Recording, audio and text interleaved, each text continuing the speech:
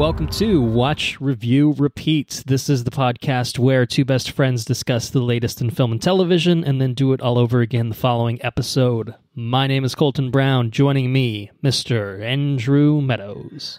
Hello! Hello. How are you? Good, man. Pretty good. How's it going over there? Things are going okay. We got an exciting movie on tap. We do.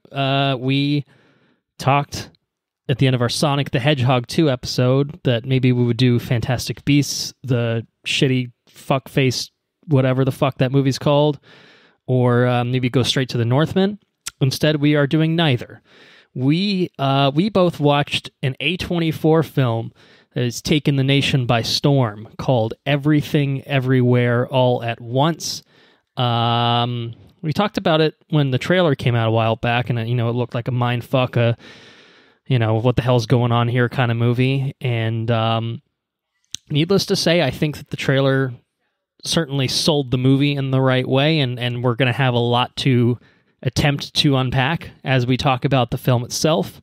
But it was a hell of a time, I can say that, right off the bat. So there's a reason, obviously, that we're bypassing maybe some original plans and scheduling this in, to talk about it. So I'm excited to get into it. I will say that.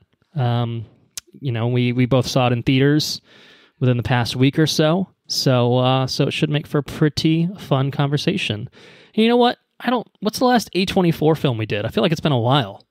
It's got to be Green Knight, right? Probably. That's probably right. You're probably right. Yeah. So we had a good time with that one. Probably. If our listeners recall. So yeah. Do you have a fun fact about Everything Everywhere All at Once? So, this movie has been in the making since 2010. Wow, more than a decade in the making. Okay. So what's the deal with that? What's the story? So you got the two Daniels. The Daniels. Who are which I guess are collectively known as Daniel, I guess, is the way they do it. I think it might be Daniels, like collectively. Like two Daniels, maybe? Correct. I don't know. Correct. But they watched a movie called Sherman's March, which I don't know much about that. Can't say I do either. No. And it really exposed them to the concept of multi-dimensional things, or like multiverse shit. And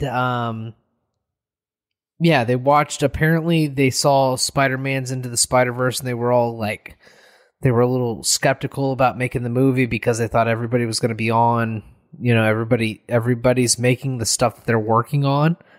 But they made it. And and to their praise, everybody seems to be really interested in it. So, there's a lot of stuff going on in this movie. There's a lot of themes and thematical elements, and it's a complex movie, not for the faint of heart. It's a little bit long. It is in the style of A24. Not to everyone's taste, effectively. Not to everyone's taste. It's an A24 film through and through. But it looks like it's made by the Russo brothers. I believe they produced by the Russo brothers. Yeah. There's a lot of talented people behind the camera and a lot of talented people in front of the camera, and it really does tell we're getting into like the main content of the episode, so I'm away from fun facts. Well, what you're doing is you're just offering a little bit of sizzle. That's it. And then I threw the butter on the pan. You know what I'm saying? Exactly. Once we get through some more fun facts that I might have and some news, and we don't have a ton of news on this episode. I'll say that right now. When we're gonna have a lot to talk about. I mean, there's just even in non-spoilers, there's a lot we can get into, and then spoiler-wise, I mean, even unraveling the plot of this film, that's probably a whole episode in and of itself. No, I'm not saying we're going to do a spoiler episode. I'm just saying it could be. It could be if we tried to really, really, figure it out. But yeah, I'm excited to talk about that. Continue the conversation in a little bit more detail. But what I'll say right now is I have two small-ish fun facts to offer before we get into the news. And the first one concerns the people behind the camera, the Daniels, Dan Kwan, Daniel Scheinert. I actually read this, I think it was either today or yesterday. They apparently had a meeting with Marvel Studios and were approached to direct some episodes of a little television series on Disney Plus called Loki. And, no way. They took the meeting, but by the time they took the meeting, they were pretty much knee-deep into pre-production, making this movie happen, and they basically said, we've got our own multiverse thing that we're working on, so we can't really do that, you know? But clearly Kevin Feige and company knew what's up in calling these guys and saying, we want you to come do something for us. So I think that would be a very fun collaboration to happen. Like, obviously, you're talking about, like, weird, out there, indie sort of sensibilities with an A24 film like this. I think that giving them $300 million could be really interesting. You know what I mean? It's the same principle me as Moorhead and Benson, who are working on Moon Knight, coming off the back of a bunch of indie stuff. Nailing it every episode. I think kind of the same thing where, like, you know, these guys are used to micro budgets and, you know, crazy out there concepts and doing a lot with a little, and then you give them, you know, everything that they could probably have ever dreamed of as filmmakers and let them run loose with, you know, run wild with it. And it can be really interesting. It can have some good results, certainly. And we'll have an episode on Moon Knight to discuss that further. And then they are, interestingly enough, directing some of Loki Season 2, Moorhead and Benson. So that's also very exciting. We talked about that a little while back. Now, in terms of who's in front of the camera, our sharp-eyed listeners, if they've seen this film, Andrew, who has seen this film, may recognize that the father character in this, Waymond, is played by someone who might seem familiar to you. You might recognize him and think, is that fucking Short Round? Is that fucking Data? Is that fucking Data?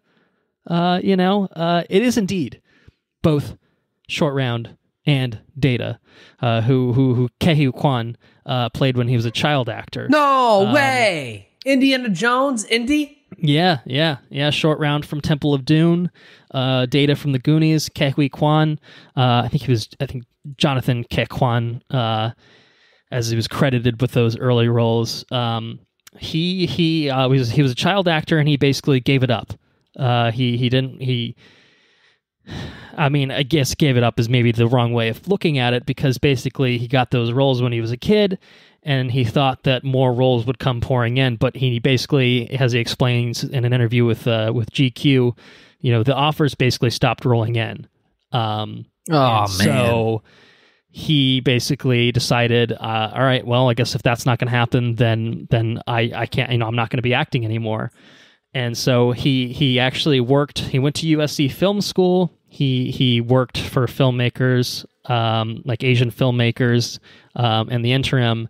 And then actually he saw a little film called Crazy Rich Asians, and he said he had serious FOMO, fear of missing out, because he saw so many Asian actors on the screen and thought, oh, I want to be there. I want to do that. And so the first script that he actually got, after I think he hired an agent to pursue more acting roles, was the script for Everything Everywhere All at Once. And so he took this role and hasn't missed a beat. You know, he's obviously not a kid anymore, but he brings so much.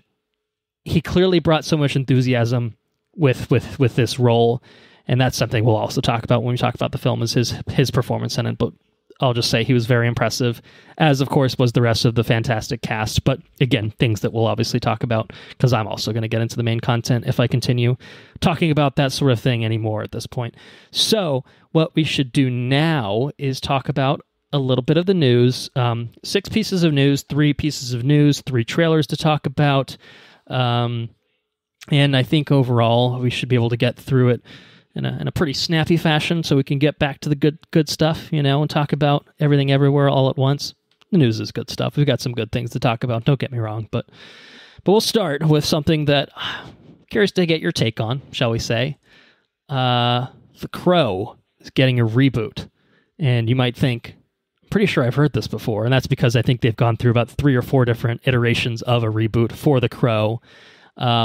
But the latest iteration is going to feature Bill Skarsgard as the Crow, and it's going to be directed by Rupert Sanders, who has directed the likes of Snow White and the Huntsman, and the Scarlett Johansson-led Ghost in the Shell.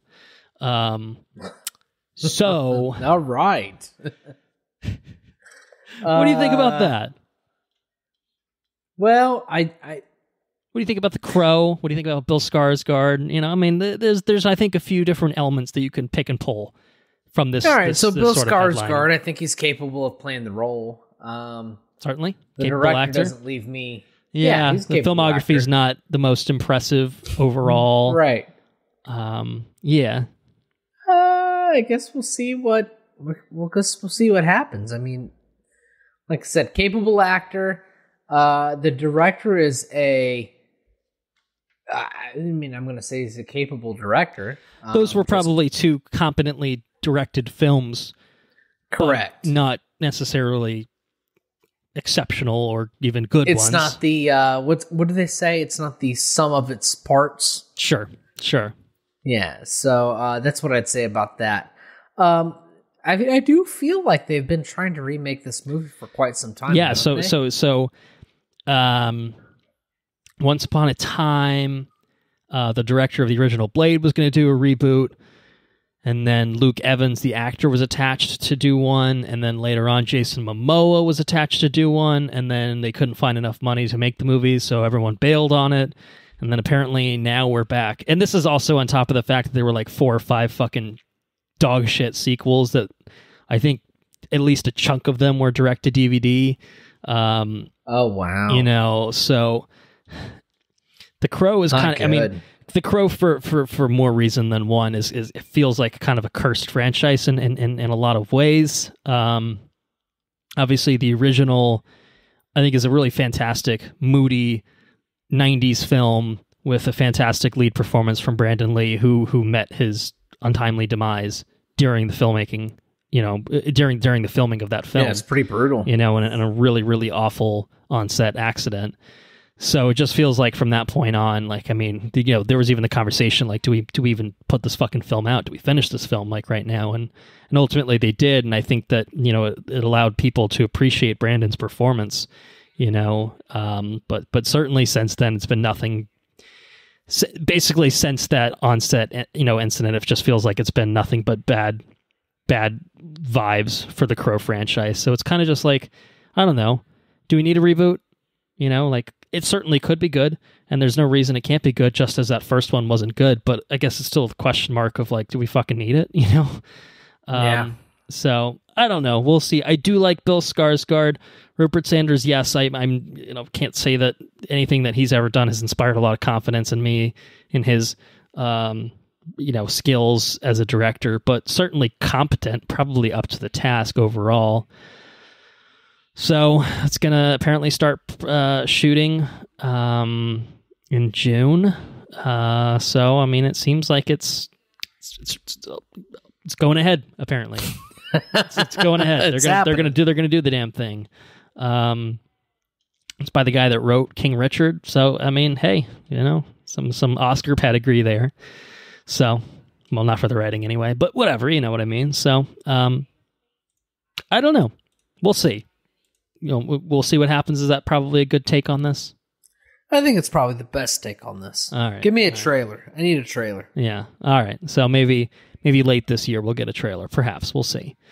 But let's move on to I think probably definitively more exciting news. Brie Larson is joining the cast of Fast and Furious 10, and this is actually a bit of a double piece of news, because obviously we got the big casting news, we'll talk about that, but also we learned via Vin Diesel on Instagram recently that the movie will be called Fast X, or maybe it's just said Fast 10, but it's literally the Roman numeral X. So Fast X. Excellent.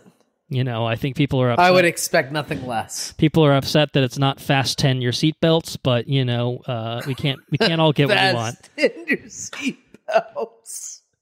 That's like Thor 4 Valhalla. Yeah, it's the same principle. Too Fast, Too Furious. I'm still mad that Fast 5, which is an incredible, at least the best of the Fast and Furious franchise, I'm still mad that it wasn't called So Fast, So Furious with 5s for the S's. Still a little bitter about it. Yes, I am. But Fast X, that's perfectly in line with every other fucking bullshit title they've thrown out there with this franchise. And Brie Larson, despite the internet's hate boner for her for some reason, because I guess she's a woman and she says things on the internet. I don't really know. I like her. I think she's a good actor. I'm excited to see her join a schlocky project like this and ham it up, have fun with it with the rest of the Fast crew, Great. Sounds good to me. Jason Momoa is in this one too. So I don't know. Yeah, I'm totally on board for this. What do you think? I agree. I didn't know the internet did not like Brie Larson. She's pretty excellent actress as far as I know. So, yeah, I saw the picture of her and Vin Diesel, and they look like they were having a very good time. Which kind of like it epitomizes like what it is to be a part of Fast and Furious in like where it's at right now, where it stands right now. So, you have a good time making a movie. It's probably gonna shine through, So I'm excited to see it. Yeah, no, totally. This is like slightly related news because otherwise I'd have to put it on the next episode. And do we want to talk about Fast X 2 episodes in a row? Honestly, maybe. But I'll just say it now. Vin Diesel, when he's not calling The Rock a little brother on Instagram, has also posted more updates of Fast X on there. And he it sounds like Jordana Brewster is going to come back as Mia for the sequel as well. And it sounds like they're going to bring back Brian, a.k.a. Paul Walker, in some capacity, somehow. Whether it's the brothers on set and face replacements, or he's just driving in a car and we don't actually see who's driving the car. I don't know how the hell they're going to do it.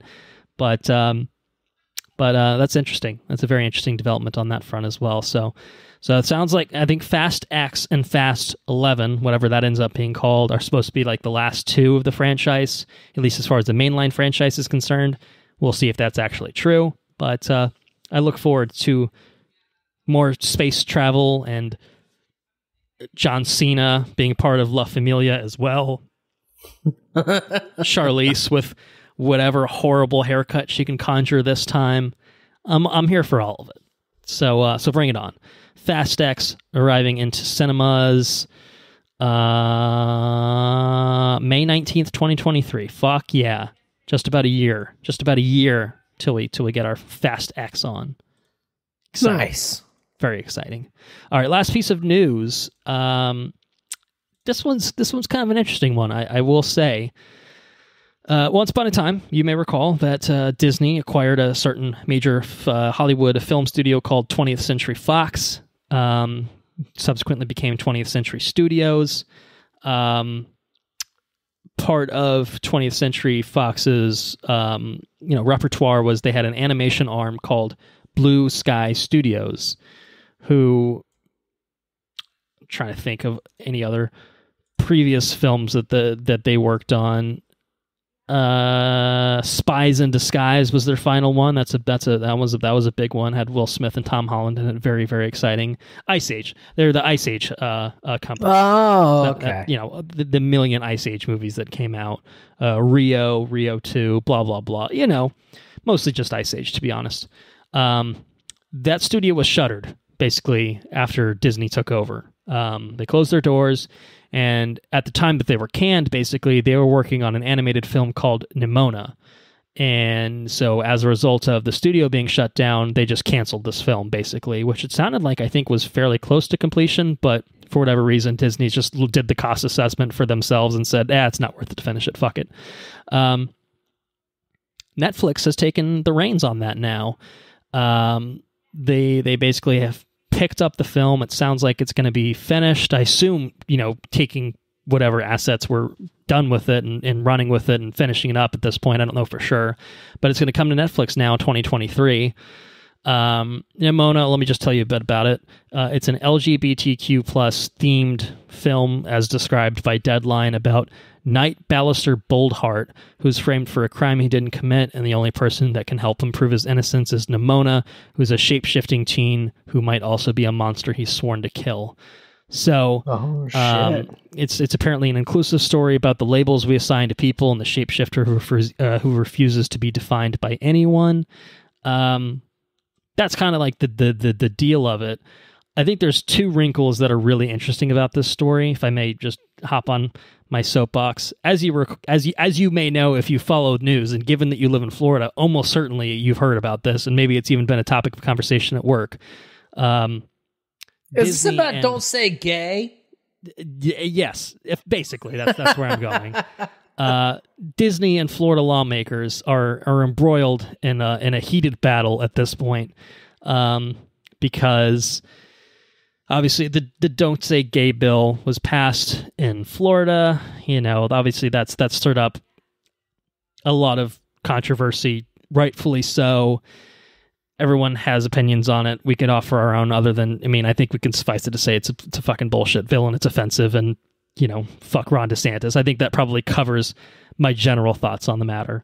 But beyond that, people were mad that Disney, who obviously has a very vested interest given the parks in Florida, the tons of money that they churn out from Florida, from tourism and all that, Disney was not very strongly opposed to the bill at the time.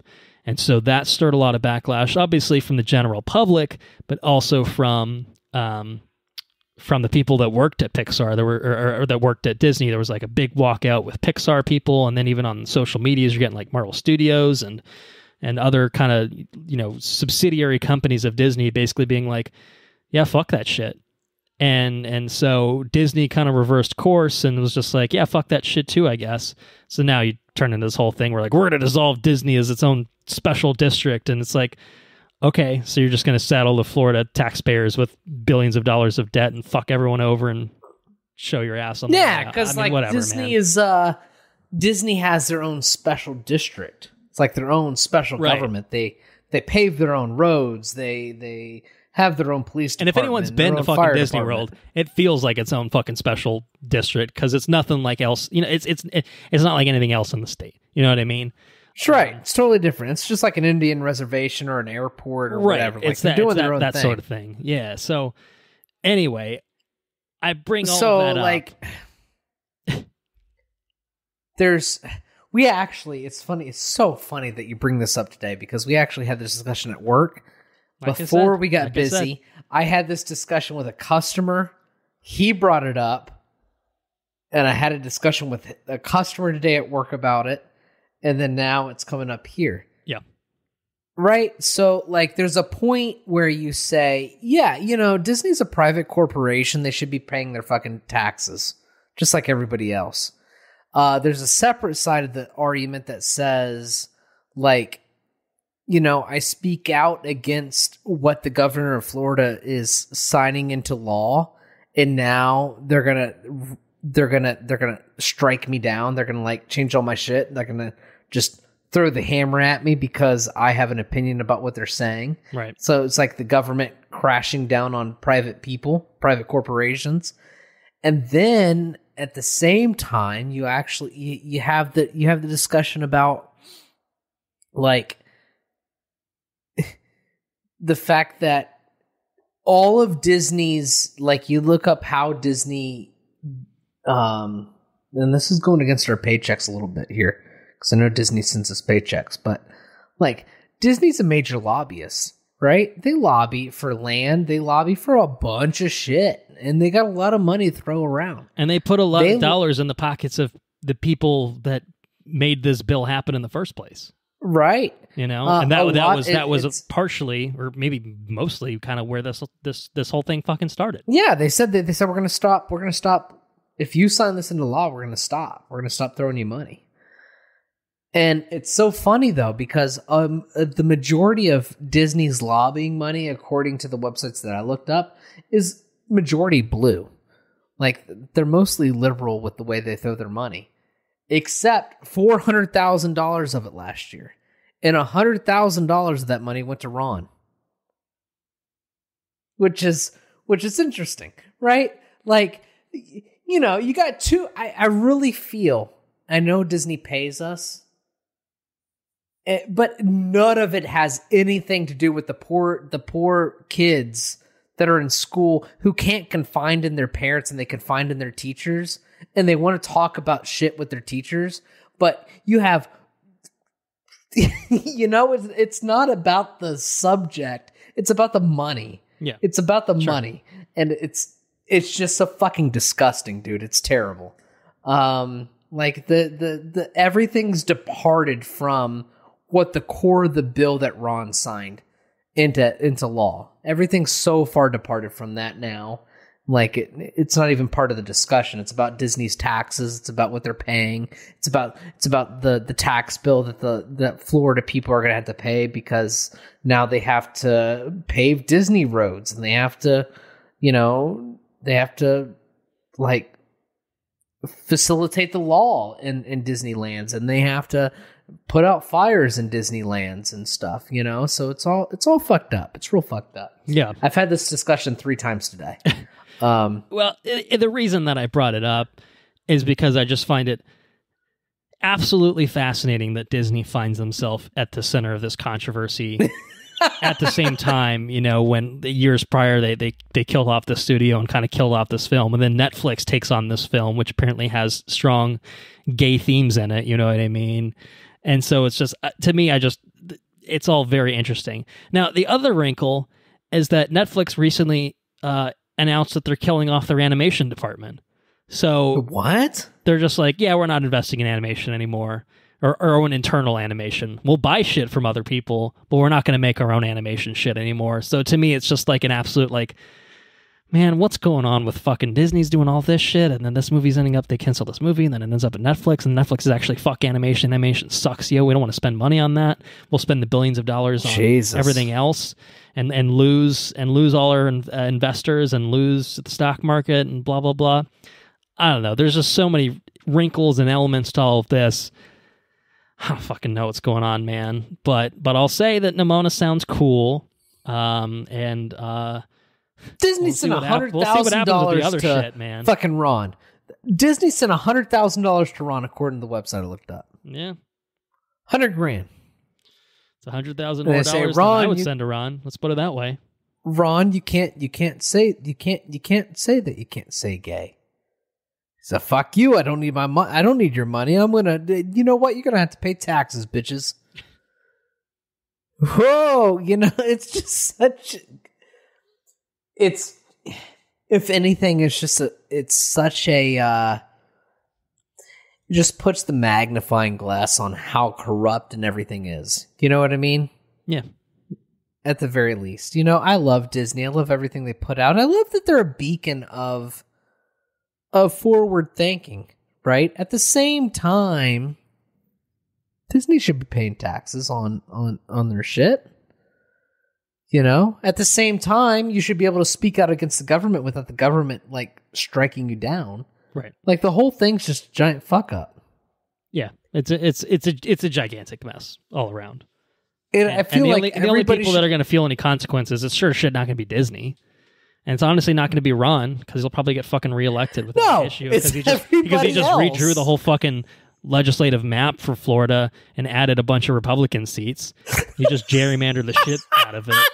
He's going to be fine. I mean, Florida is like hard red at this point, and to be honest, I mean, because they're crafting it that way. The only people that feel anything. So the only people that are going to get fucked are the Floridians, who are still going to vote for him. The constituents of Florida, right? Yeah, pretty much. And like Disney's and the constituents probably mostly in the region where the fucking Disneyland is, where people are, it's largely blue territory. It's, you know, you're talking about major city. You're talking about Orlando area. Like, yeah, you're just passing the buck to fucking people that can't afford that shit, and who aren't going to make a difference in terms of voting because of the way nobody the cares. The company's based fucked. out of California, and Ron doesn't have any fucking ties to anything. He doesn't care. Nobody cares, right? The only people that suffer are the people that working for Disney or the people that paying taxes around Disney. Anyways, it's just an example of how fucked everything is.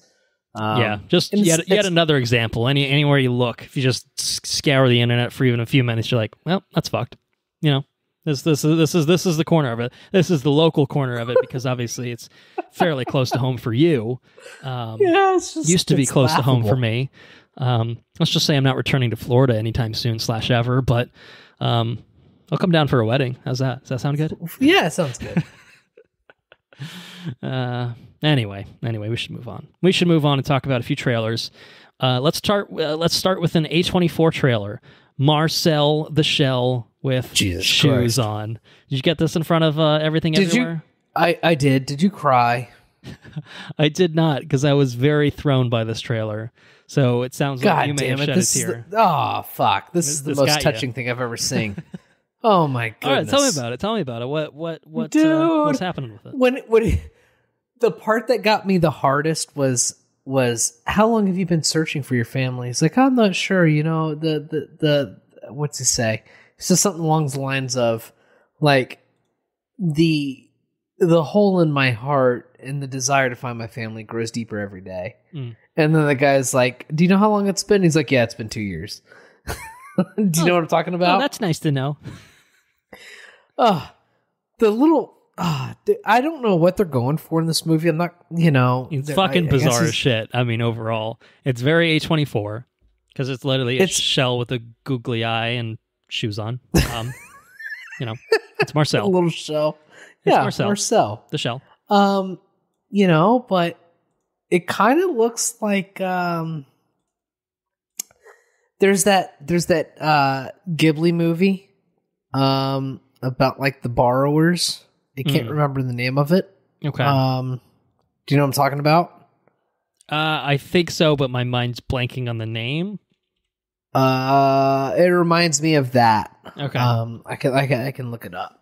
Arrietty, is that the one? Arrietty. That's exactly what it reminds me of. Secret World of Arrietty. Yeah, it reminds me of the Secret World of Arrietty, which is like the borrowers are little people that, they just like live in your walls and shit and do whatever. And she was on her own.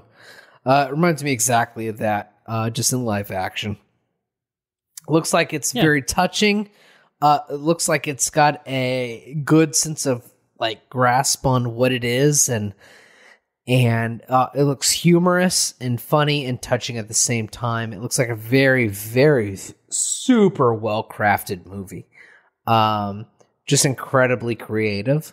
And it looks like A24 does really good in like horror and like thrillers, and they just do really good in like a serious setting. And I feel like you don't get a lot of this. A lot of this A24 super touching creative stuff. Yeah. And it really kind of, there's more to like, I'm going to say there's more than A24, but there's more than like what A24 typically represents than just like super dark and harrowing and like thought-provoking shit. Like you can have thought-provoking things and still have it like lighthearted and cute and touching, Yeah. I think this is going to be an incredible movie. I'd like to cover this movie when it comes out, whenever it comes out. June 24th. That seems suspiciously close to a certain date. Let's see, before my wedding. So probably won't see it that weekend, but might be able to cover that. I might be able to watch it on the cruise ship if they have a movie theater on the cruise ship. Yeah, that'd be good. Well, we'll get around to it, So, yeah, I mean, it looks absolutely bizarre. It's apparently based off a series of short films that came out in 2010. I had never seen them. Anna had, and she was just like, "Isn't this a few years late?" I'm like, "I don't know. Was this something?" I wasn't brought to tears because I was mostly just blown away with like, what the hell is this thing, for like 2 minutes or however long it was. But I could see how it could be really, entertaining and like touching in a A24 sort of way, like what other fucking production company is going to put out something that's called Marcel, the shell with shoes on, which is again just a shell with a googly eye and literally shoes on. Absolutely bizarre, but you gotta love it. You gotta love it. So I'm looking forward to it. We'll cover it when we cover it. Whenever that does happen. But yeah. Yeah, I think that's all I have to say on that. Why don't we move on to the next trailer, which is, I'm sure as soon as you saw this, you thought, this reminds me of certain something. Yeah, I thought it was the sequel. Well, I mean, maybe it's a backdoor sequel, but it's a film, and I'm certain that we'll probably get an Americanized title at some point. It's a film called Suzume no Tojimari, which is an upcoming Japanese animated film written and directed by the man himself, Makoto Shinkai, who worked on a little film called Your Name, and more recently worked on a film called Weathering with You, which I don't know if you actually ever ended up seeing that. No, I never watched it. Was it good? It's pretty good, but Your Name is still the next level, crowning jewel in his filmography from what I've seen. So we got like a 30-40 second teaser for this new film. I'll just ask you, I mean, obviously the animation style is absolutely in the same vein as those. That's the music right. as well. With the fucking key. This is a super well-made trailer. I don't mean to get super excited. Well, you can get as excited as you feels appropriate. There is something like, I'm going to replace the couch, the sitting room area with like a piano. Uh-huh. I would love to learn how to play piano. Learn how to play? Yeah. Do it. Yeah. Do but it. there is something about a trailer that is just led by piano.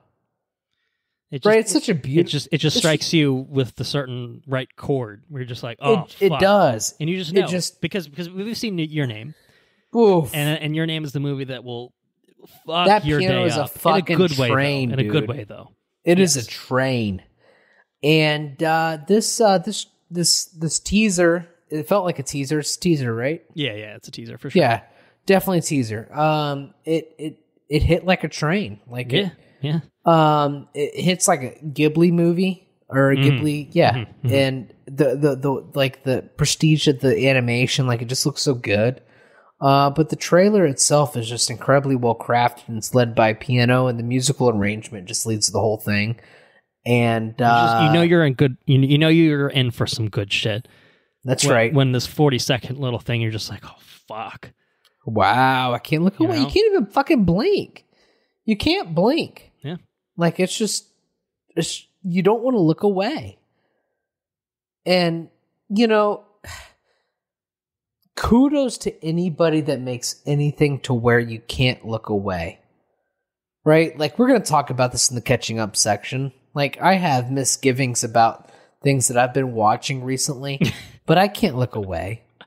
I can't look away. More sizzle.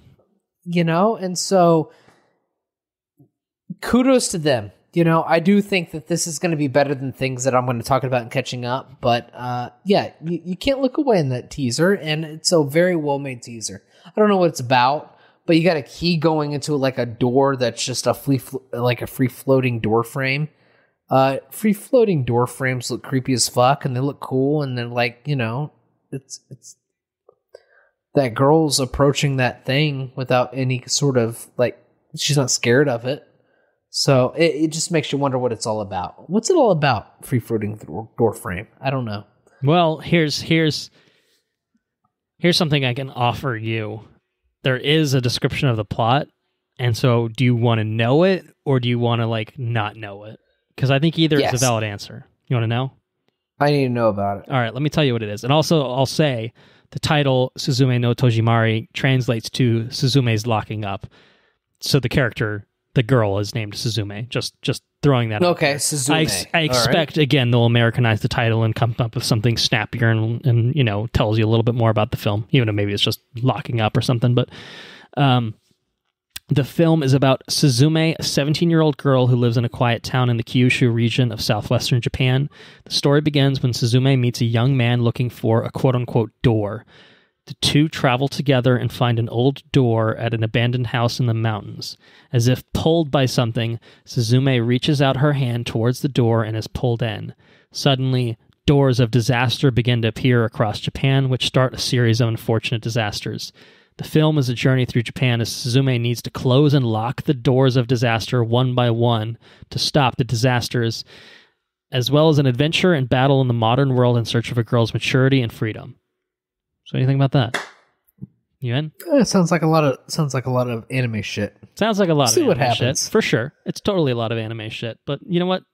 Your Name was in its own way too, so and it Your Name was incredible. I cried for fucking hours over Your Name. Your Name, man, honestly, that it's not the kind of film that ruins your day, because I think that ultimately it ends in a place that makes you emotional in a good way. But the film itself really runs the gamut of fucking you up, so that by its ultimate like crescendo and like conclusion, you're just a wreck. Just a lot. You're just a wreck. That's like you've just taken in so much that the only thing you can do is just expel it through tears in your eyes. Weathering with You didn't quite have that same sort of realization of like its potential, but it's still very good and it's worth watching if you have a chance to do so. But Your Name, man, like that was just watch. So Your Name. good. Just watch just watch it. Watch Your Name. I've seen it. The first time I saw it was in Japanese with subs, and then I saw it again in English when I watched it with Anna for the first time. And I would recommend watching it in Japanese with subs. I feel like there's just something about the voice actors in Japanese. I just feel like they connote emotions in a more anime way, but in a way that I think obviously is conveying it true to the sense of what the director is striving for, because he's Japanese. You know what I mean? So yeah, of course. So anyway, watch Your Name. We're looking forward to fucking Suzume no Tojimari. And it will come out in Japan later this year in November. I'm sure that we can expect a 2023 North American release for it as a result of that. So that's very exciting. So hopefully no more than a year to wait for this. That would be ideal. But nonetheless, I think we'll definitely be watching it. So yeah. Last but not least, probably the biggest project of all these, maybe not Fast X, but it's a big one. It's a big one, and it's coming pretty soon. At least Volume 1 is coming pretty soon. Stranger Things 4. It's been 17 years. All of these children are now 30-year-old adults, but playing kids again for Stranger Things 4. Now, I mean, they're like 18, 19 at this point, but they look older. We got an official trailer for it, and it was a 3+ minute, behemoth of a trailer. Gives you a lot. I think gives you a bit more of the narrative direction of the both volumes of this season without spelling things out. But certainly it looks fucking expensive. I think we can agree on that. Would you concur we with can. that? And indeed, what the fuck, dude? We can independently confirm that because apparently Netflix reportedly spent $30 million on the whole season. No, they spent it on each episode in this season. No way, they didn't. which is more than Game of Thrones spent in its final season. I think that might be the most expensive shit like ever.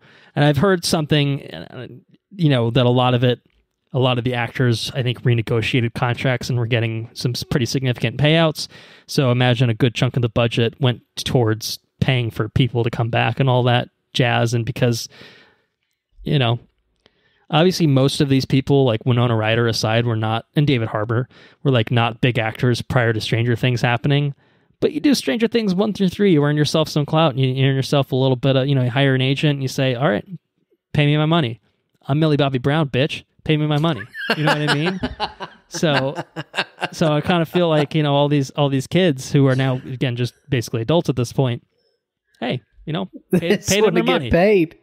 Good for them. You're gonna make some more Stranger Things. Netflix will cancel anything and everything up to and including their animation department. But God damn it, we're spending $30 million an episode on Stranger Things 4. $30 million a fucking episode. And while I think that's absolutely absurd, I do love me some Stranger Things, and I think this looks pretty fucking good. I do. So there is that. I will say this looks excited. Better than season 2 of Stranger Things. What about season 3? This looks better than season 3 of Stranger Things, I think. Okay. I really appreciate the fucking guy shredding guitar. Yeah. Like, he's just shredding. It's Fury Road-esque in some ways. What the fuck is the context of that? I would love to know. I assume he's shredding guitar while fucking bats and shit are coming from overhead. It's something with sound is going to affect the upside down creatures. That's my theory. Something with sound.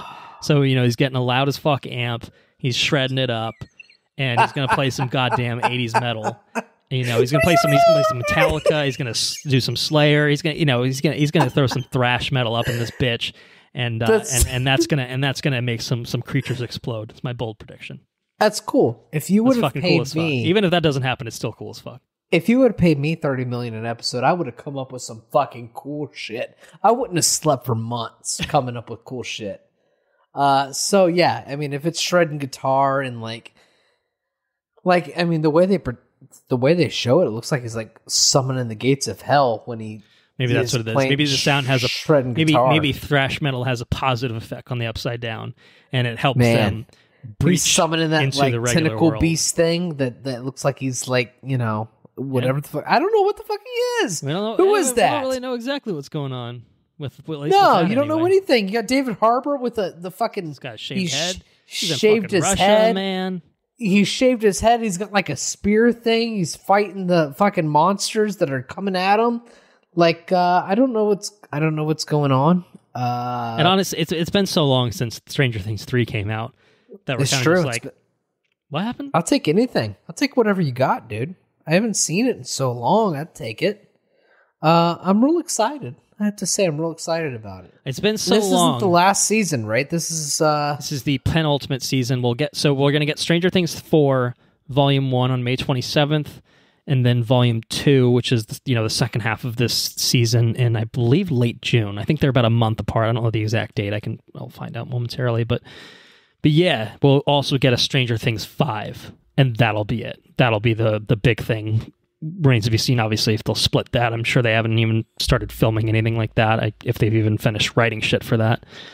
But July 1st, we'll get the Volume 2, and I think it's it's either 4 episodes up front and then 5 in the back half, or 5 up front and then 4 in the back half. I'm not sure exactly how they're splitting it down the middle, because it's 9 episodes for Stranger Things 4. And they're apparently all over an hour each or something like that, like the Duffer Brothers said.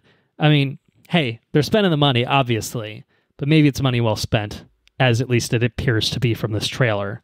But the thing I was going to say is, I almost put this trailer into the news section for our last episode on Sonic, and I was looking it up, and obviously we covered Sonic the Hedgehog #1 in either February or March of 2020, like right as things took a turn for the world, turning into the black hole that it did with the start of COVID affecting America.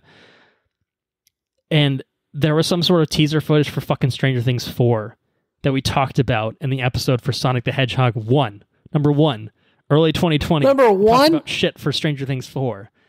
So it's been fully, I think, 3+ Has years. it been that long? No way. Well, think about it. I mean, you sure as shit didn't watch any Stranger Things during the pandemic affecting us. So yeah, I mean, it kind of has been. Season 3 came out in July of 2019. So it'll have dude. By the time this season 4 wraps up, it'll have been 3 full years.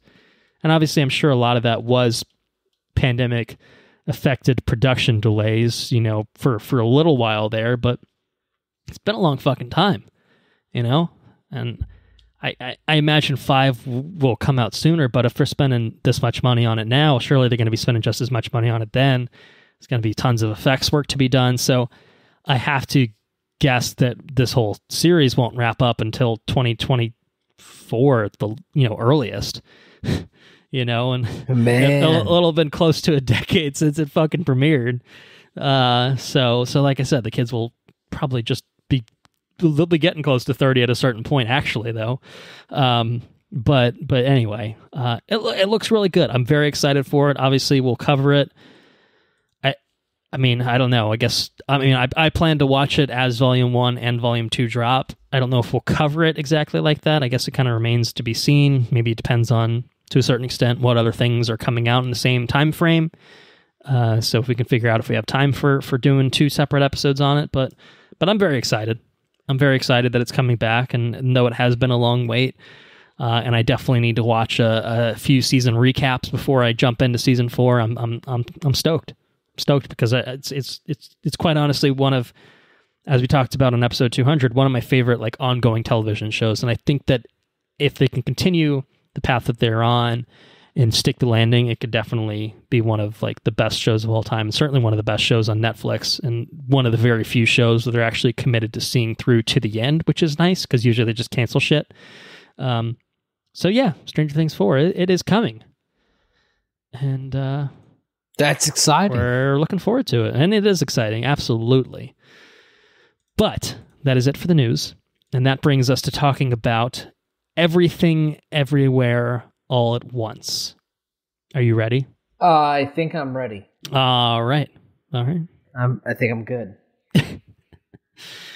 So, Everything Everywhere All at Once is in theaters only at this current moment in time. It is written and directed by Daniels, a.k.a. Dan Kwan, and Daniel Scheinert. It stars Michelle Yeoh, Stephanie Su, Ke-Huy Kwan, Jenny Slate, Harry Shum Jr., James Hong, and Jamie Lee Curtis. It's about a woman who tries to do her taxes. You might be thinking, what? It's not very what? exciting. They said a bunch of shit at the beginning of the episode. That doesn't really seem to line up with what they were talking about. All right. That's not exactly everything that's going on here, but it was at one point the synopsis on IMDb before the trailer came out.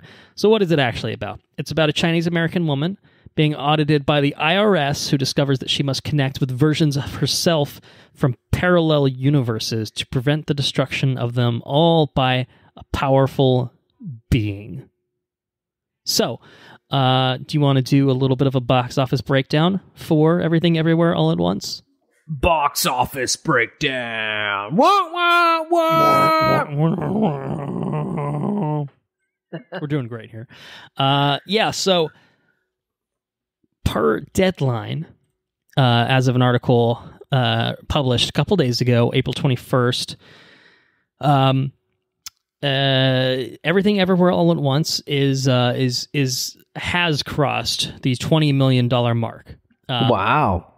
Which, in the day and age of Spider-Man No Way Home and the Batman and obviously all the, the major Marvel movies and stuff like that, setting a lot of box office records and setting things on fire, it may not seem like the most impressive figure, admittedly, but $20 million. I mean, $20 million is $20 million.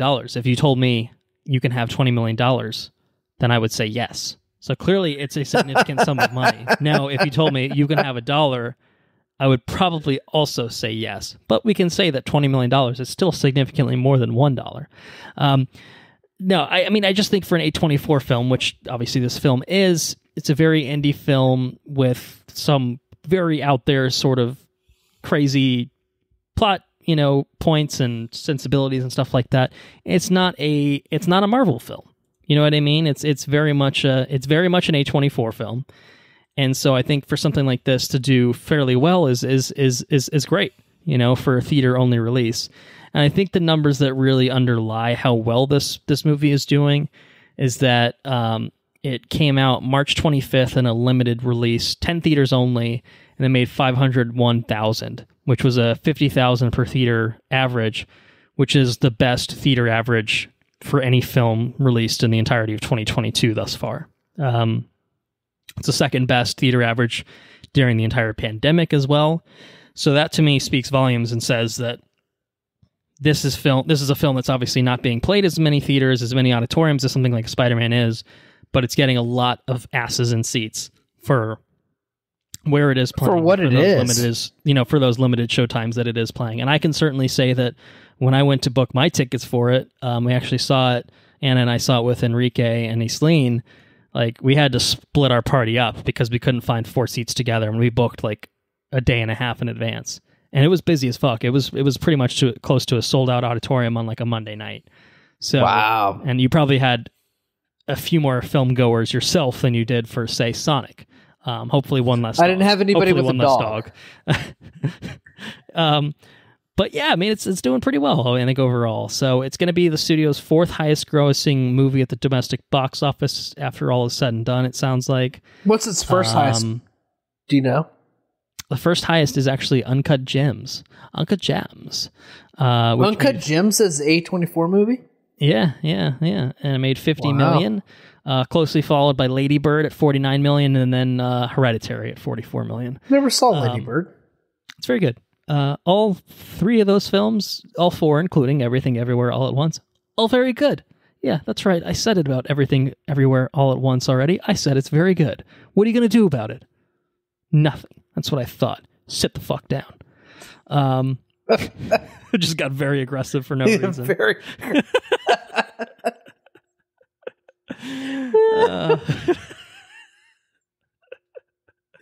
You're hurting your first. Sit the fuck down. But anyway, all 4 very good films. We'll say that. But yeah, it's doing well. It's doing really well for itself. I think it's going to continue to have, small but consistent numbers, throughout the theatrical run, and then presumably they'll give it a VOD distribution, and maybe it'll end up on my my Blu-ray bookshelves at some point in time. Maybe that's something that I can do. But yeah, that's the box office breakdown of Everything Everywhere All at Once. But yeah, let's do it now. Let's talk about it. There's a lot going on in this film. I think that probably goes without saying. I mean, it's a crazy out there film. It's complex. It's a lot. But I've already said that I thought it was very good. So maybe it's only fair that we start with you and get your take on Everything Everywhere All at Once. What did you think about it? This movie's a lot.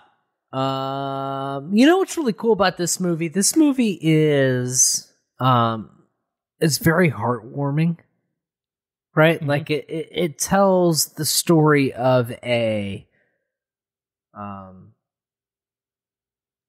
tells the story of a family unit, yeah, a family unit being an like a sci-fi family trying to figure their shit out. You know what I mean? And that's what it is, right? Like, you have you've got a mother who's grappling with the way that she was brought up versus the way that her daughter is growing up. You have a father. It very much felt like a Turning Red. Yeah. Some similarities in terms of... There was definitely a lot of similarities between the mother-father role. Family dynamics, like overall, yeah. Right.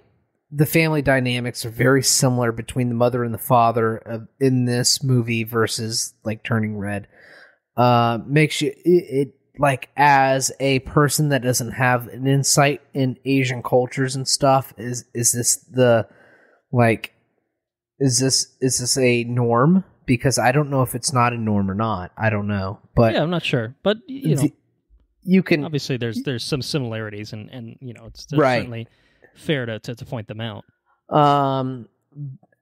Even if they're not similarities, and like they're like just the people that are writing the film would like to draw a emphasis on the criticisms of Asian mothers and their daughters, and like what culture has to say about them and everything else. If that's the goal of the film, then the similarities are like to a point, and you can they're identical in that regard. And it's a really heartwarming story. Like, it's told in the guise of like a science fiction film. It's told with a lot of character, to where like you can laugh a lot. Like, I laughed a whole lot in this film. I held pee until I was in pain because I did not want to leave. It is not a movie that has structured bathroom breaks built into it. Let's put it that way. I did not want to leave. And that's good, right? Like, it's a very, very, it's a tour de force creative film. It's a tour de force family film. Like, it's culturally, it feels like a cultural film, like with the topics that it tries to hit on. It feels it, but at the same time, it feels like universally appropriate. It feels like universally, like acceptable. You know, like it. I don't know. It's an emotional movie, and it resonated with me in a big way. It deals with a lot of complex issues, like nihilism and family and cultural values, and it deals a lot with cultural things, and just complex issues. But I think it does it in such a graceful way, and it does it in such a way that's so different than what you would, I don't know, just than what you would expect, that I found it super, super refreshing. And it does it kind of in a complex way to where, like, if you're, I think if you go into it expecting one thing, then you might not, like, I went into it expecting completely bonkerness. And that's what I got. I got bonkerness. It's some crazy shit. It's very bonkers. But I think if you go into it with little expectations, you can walk out with a really good experience. But I can wholeheartedly say that this film is not for everybody. This film is, in order to get those deeper notes, you have to be willing to, like, chisel away at what it is and try to understand what it is and try to understand what it's saying. And if you're not willing to, like, put in the work to try to understand it, then this movie's definitely not for you. It's not a surface level movie. It's definitely a headpiece. Definitely. Yeah. And again, to tie back into the whole bathroom thing, like, you got to pay attention. You know pay attention. Like, this movie, I think, if you're in for it, will absolutely hold your attention. But if you're missing 2 minutes here and there, that could be a difference between you walking away feeling maybe satisfied versus thinking, what? Huh? It's not a movie you play on your phone and watch. No, right? Like, you're not going to watch this at home and play on your phone and, like, haphazardly watch it. And I'll say this right now. I'm glad I watched it in the theater, because right, I would have paused this film so many times if I watched it, at home, just to be like, what's happening here? What's going on here? Whereas I think if you're in the moment watching it, not looking at your phone, not actively distracted, it all fits together, but you've got to be prepared for it. You know what I mean? That's right. And you have to be alert and ready for it. So, yeah, it's a lot. It's a lot. It's a lot. And that probably defines the movie the best, is it's a lot. And anytime you say something is a lot, it's going to take, just like anything that is a lot, it's going to take a level of devotion and a level of, like, just, you're going to have to take your time with it. Yeah. And you're going to have to take it step by step, and you're going to have to be willing to take it step by step. And I don't think that takes away from it, right? It's just an experience that is not surface level. It's an experience that has to be understood and chiseled away, and you got to take your time with it. If anything, I wish more films were this way. I wish more films just stood on their own haunches to say, listen, I want you to put all distractions at the door, and I want you to come and I want you to experience the characters. I want you to experience what I'm trying to say, and I want you to take your time with me. It's a level of boldness that is oftentimes disregarded. Like, people, and that's what makes A24 stand out, I think, is that's right. They're one of the few studios that are willing to distribute films like this that don't give a shit about whether, you're going to understand every little detail of it. Like, it's unabashedly you might have to watch just it again. What these filmmakers made, and wanted to make, and take it or leave it is kind of, I feel like, A24's approach. And obviously more recently, it's I think it's a very successful approach. But again, you could probably look at, they're just making movies that aren't being made.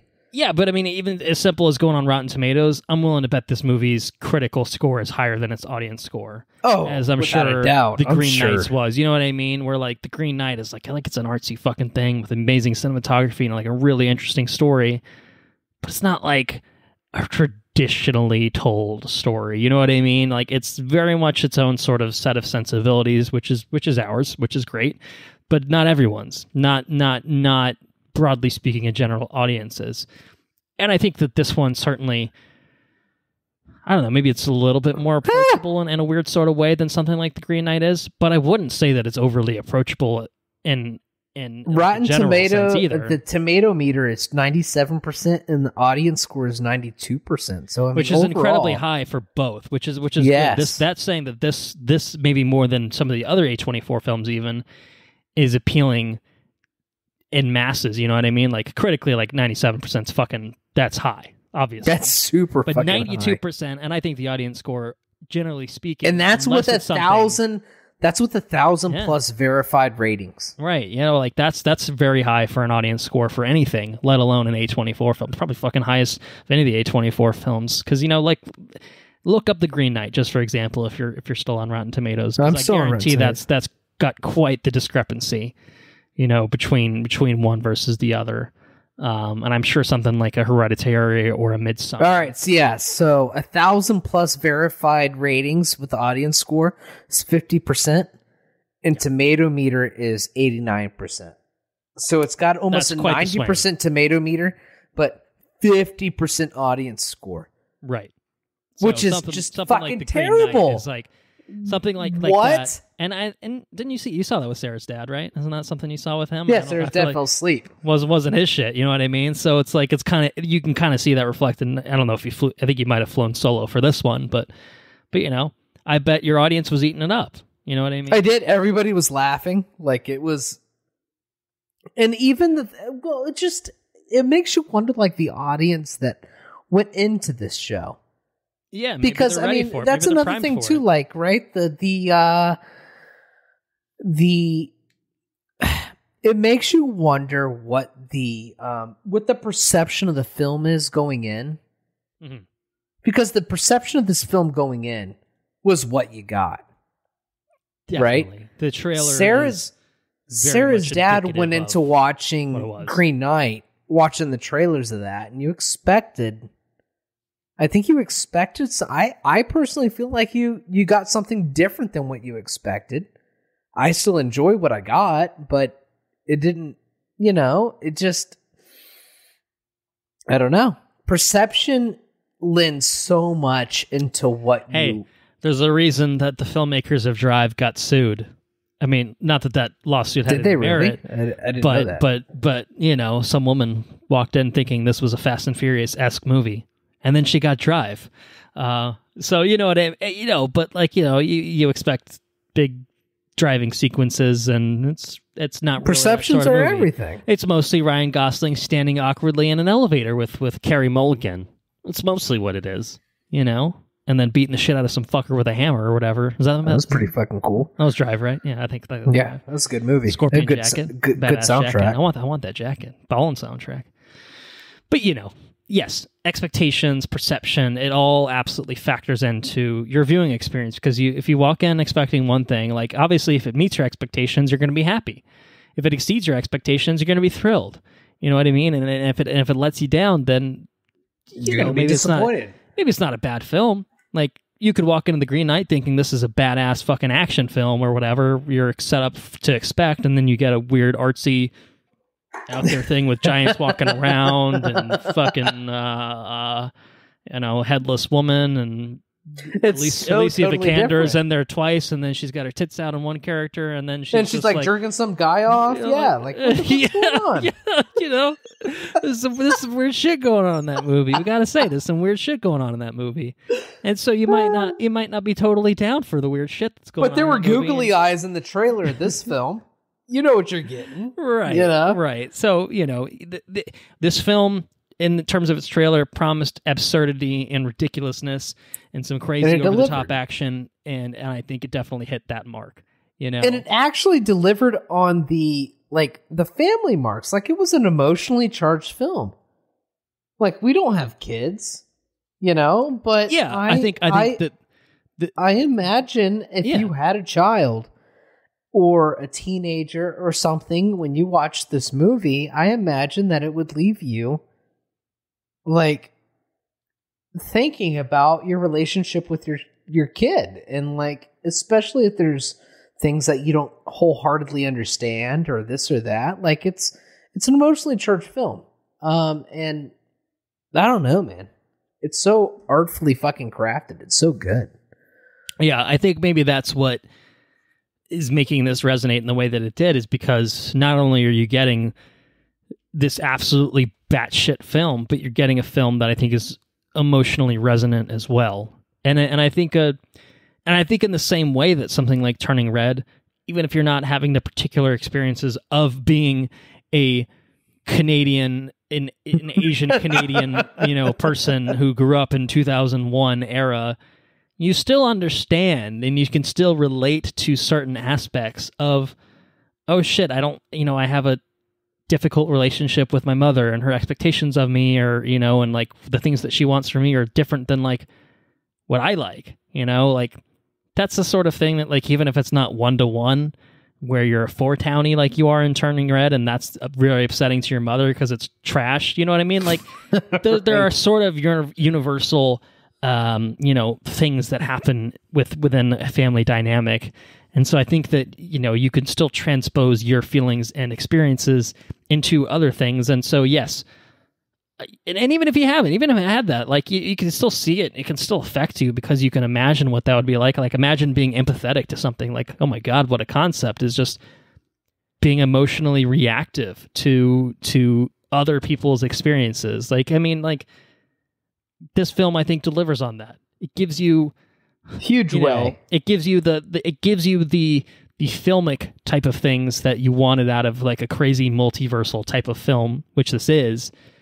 And then it packs in the emotionality with all of that. So you get this really fun, but also emotionally dynamic package. It's the coolest thing about this movie, right? Like, it's a sci-fi movie, first, like, on surface level, crazy sci-fi. But you strip that away, and it's about a family trying to figure out their shit. Yeah, and it's told so well. Mom and dad have some issues between the two of them. Mom and daughter have some issues between the two of them. How do they handle that? How do they figure out their shit? And there's films that you go into that are like so deep to where, like, you really, like, you have to ask, is this a movie about their family, or is this a crazy film? But this movie is told with such a nuance to where you know that the multiversal shit is just like a parallel of their story. Like, it's just a very well written story. There's a version of this movie, I think, where you have Michelle Yeoh's character who just maybe gets stuck up in her own head, where she's thinking about, well, what if I didn't do this? What if I didn't run off with this guy and marry him and move to a new country? And she just has these elaborate scenarios in her head, and she thinks about how that happens, and that informs the rest of the story. You could have that version of this movie. Or you can have this version of the movie where, instead of that just being a scenario in her head, oh no, that's an alternate universe. And also she can access that. And that can inform her experiences on this world. You know what I mean? Like, you can have fun with it. You can lay the sci-fi trappings there. It's so fucking make layered. It more than just, well, what if she was thinking about this? You know, like, you can have fun with it and get into weird, quirky, technological shit and have fun with that and use that to inform your set pieces and your action beats and stuff like that. And that's what this film does. And you can have Jamie Lee Curtis in it. Yeah, you could throw Jamie Lee Curtis in it and give her a really terrible haircut. Give her some and fucking hot dog fingers. Give her some hot dog hands. I love it. I love every second of this fucking movie. This is an incredible movie. We can use this point to segue if you like. I'd be okay to segue. Sure. Well, I'll throw a few things out before we hit the recommendation, which we can probably do quickly. And all of the actors, Jamie Lee Curtis included, obviously are brilliant. I thought Michelle Yeoh was fantastic. I thought Ke Kwan, who plays her husband, was awesome. It was so refreshing to see him 20 years after. Obviously, we last 20 plus years after we saw him as a kid, basically, you know, and Indy and the Goonies. And Stephanie Sue, who plays their kid, she's great. She has like a bit part in Shang-Chi, where she's like, I think their friend. She's like the grounded friend of Shang-Chi and Awkwafina. And like, she's good in that, but she's next level here because she's a fucking nihilist, man. She doesn't care about anything. The entire movie. It's great. No, Donnie, these men are nihilists. You don't have to be afraid of them. We don't care, Zabowski. We want the money. the fucking thing in his tub.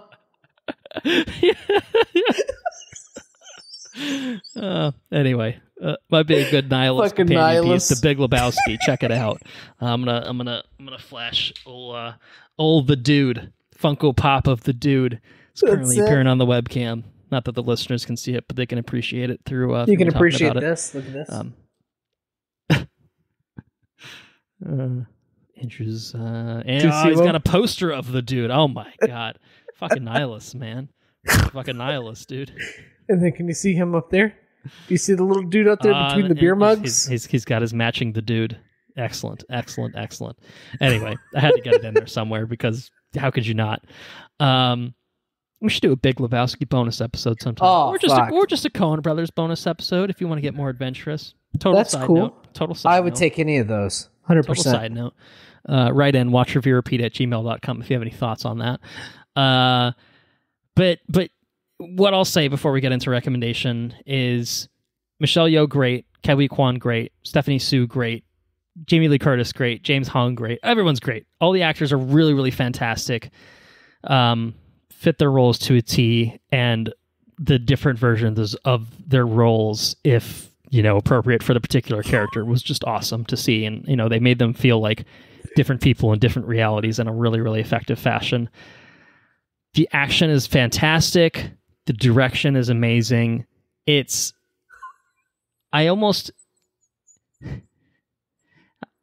say this, and I don't think it's a negative. Good Lord. Got some Willem Dafoe crazy eyes action. That Andrew's showing me on his phone, I should clarify. Willem Dafoe would have been very good in this film if they gave him a role. He could have worked at the IRS as well.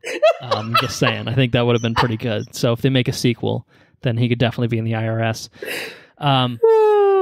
This is not a criticism of the film. I don't think it's a negative necessarily, but it's something that we're like, I would benefit from seeing this film multiple times, but I'm not sure that this is a film that I could watch in like the same weekend. Do you know what I mean? Is that it's an overwhelming film. I found it to be kind of an assault on the senses in many ways, and again, not in a bad way, but just very much like a holy fuck. You're there for 2 hours and 20 minutes, and you're getting bombarded for about an hour and 45 minutes of that, and that's okay. Like once shit kicks off, it does not let up, and that's okay.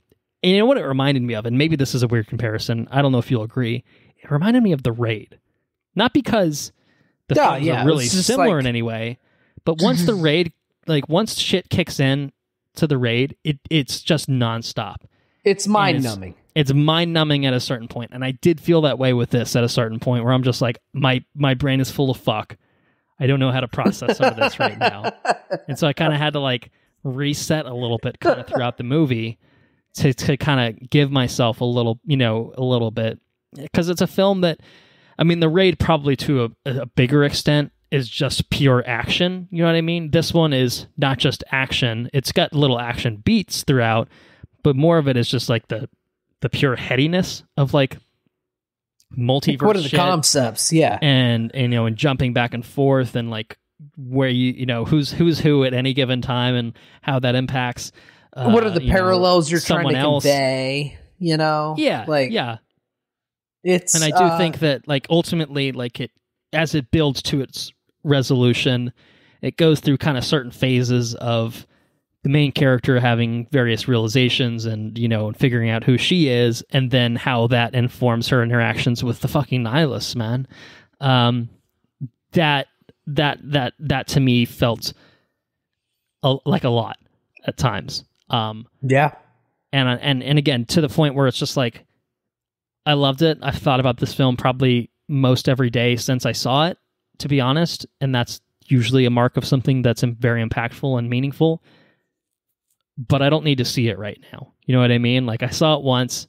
I'm ready to give it some space. It's not disposable entertainment, or it's not even, like, generally speaking, rewarding entertainment. Like, I love a good Marvel film. I'll watch a good Marvel film 3-4 times at the theater.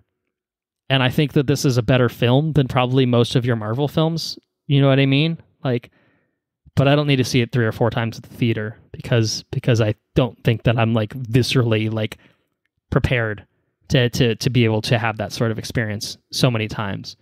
But I'm glad that I had it once, and I'll definitely have it more times, like we talked about, on a Blu-ray, 4K preferably, if they will do such a thing. I think A24 does that on their own shop. But anyway, my point being, it's really fantastic, but it is a lot. It is a lot to take in, and you have to be ready for it. And I think we've kind of fleshed that out. And so, set expectations accordingly, know what to walk into. But I do think it sounds like, obviously, again, based off the Rotten Tomatoes, audience score and stuff like that, if you're ready for something like this and you're up for it, like, you're going to find some real entertainment value out of it. And hopefully you'll find some emotionality out of it, and, and find something to really relate to. And I think that this film does a really, really good job of doing both of those things, not to the exclusion of the other. It's a great, great film. So with that said, I think that brings us to recommendation. So where do you stand? Everything, everywhere, all at once. Are we gonna give this it's probably a very yes film. Would you agree with that? I think this is a very yes film. Okay. I think it's yeah, go ahead.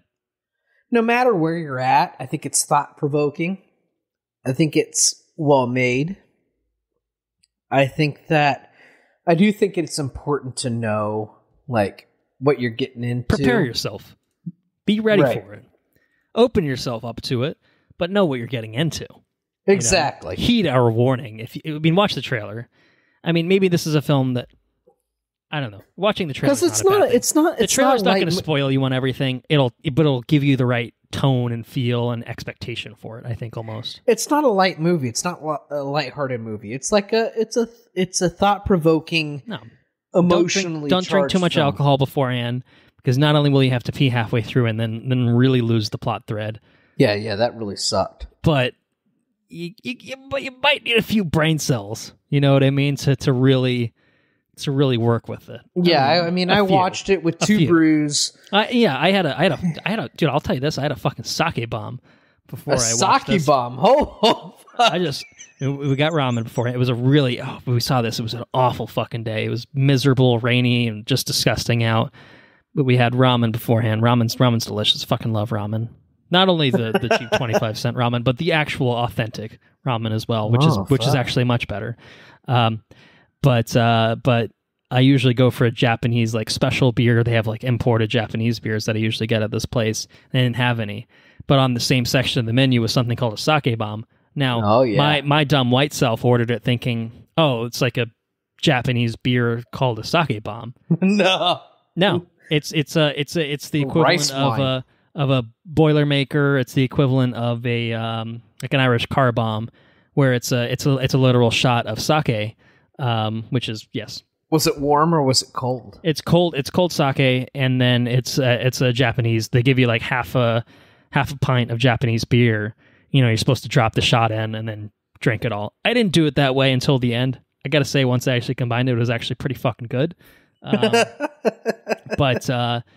But anyway, that's what I had before I walked into this movie. And so quickly, after about 30, 45 minutes, I'm like, I got to straighten myself out, man. I got to straighten myself out. So I say that as a warning to not get too perhaps inebriated, but you had a couple brews, I guess, right? Maybe throughout. I had 2 brews. The first brew was consumed during the trailers, in which I got a really, really awesome Top Gun trailer. We didn't talk about it at all, but my body is fucking ready for Top Gun. We talked about it on the Sonic episode. Oh, Top Gun's gonna be so good.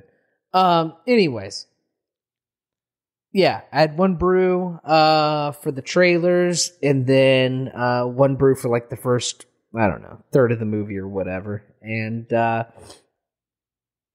it's just an emotionally charged movie. Like, I expected a fun, quirky movie, and I got a family dynamic, emotionally charged movie. It's way more than fun and quirky. It's much deeper than that.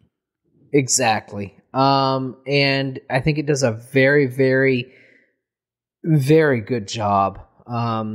It's really something special that we don't get a lot of.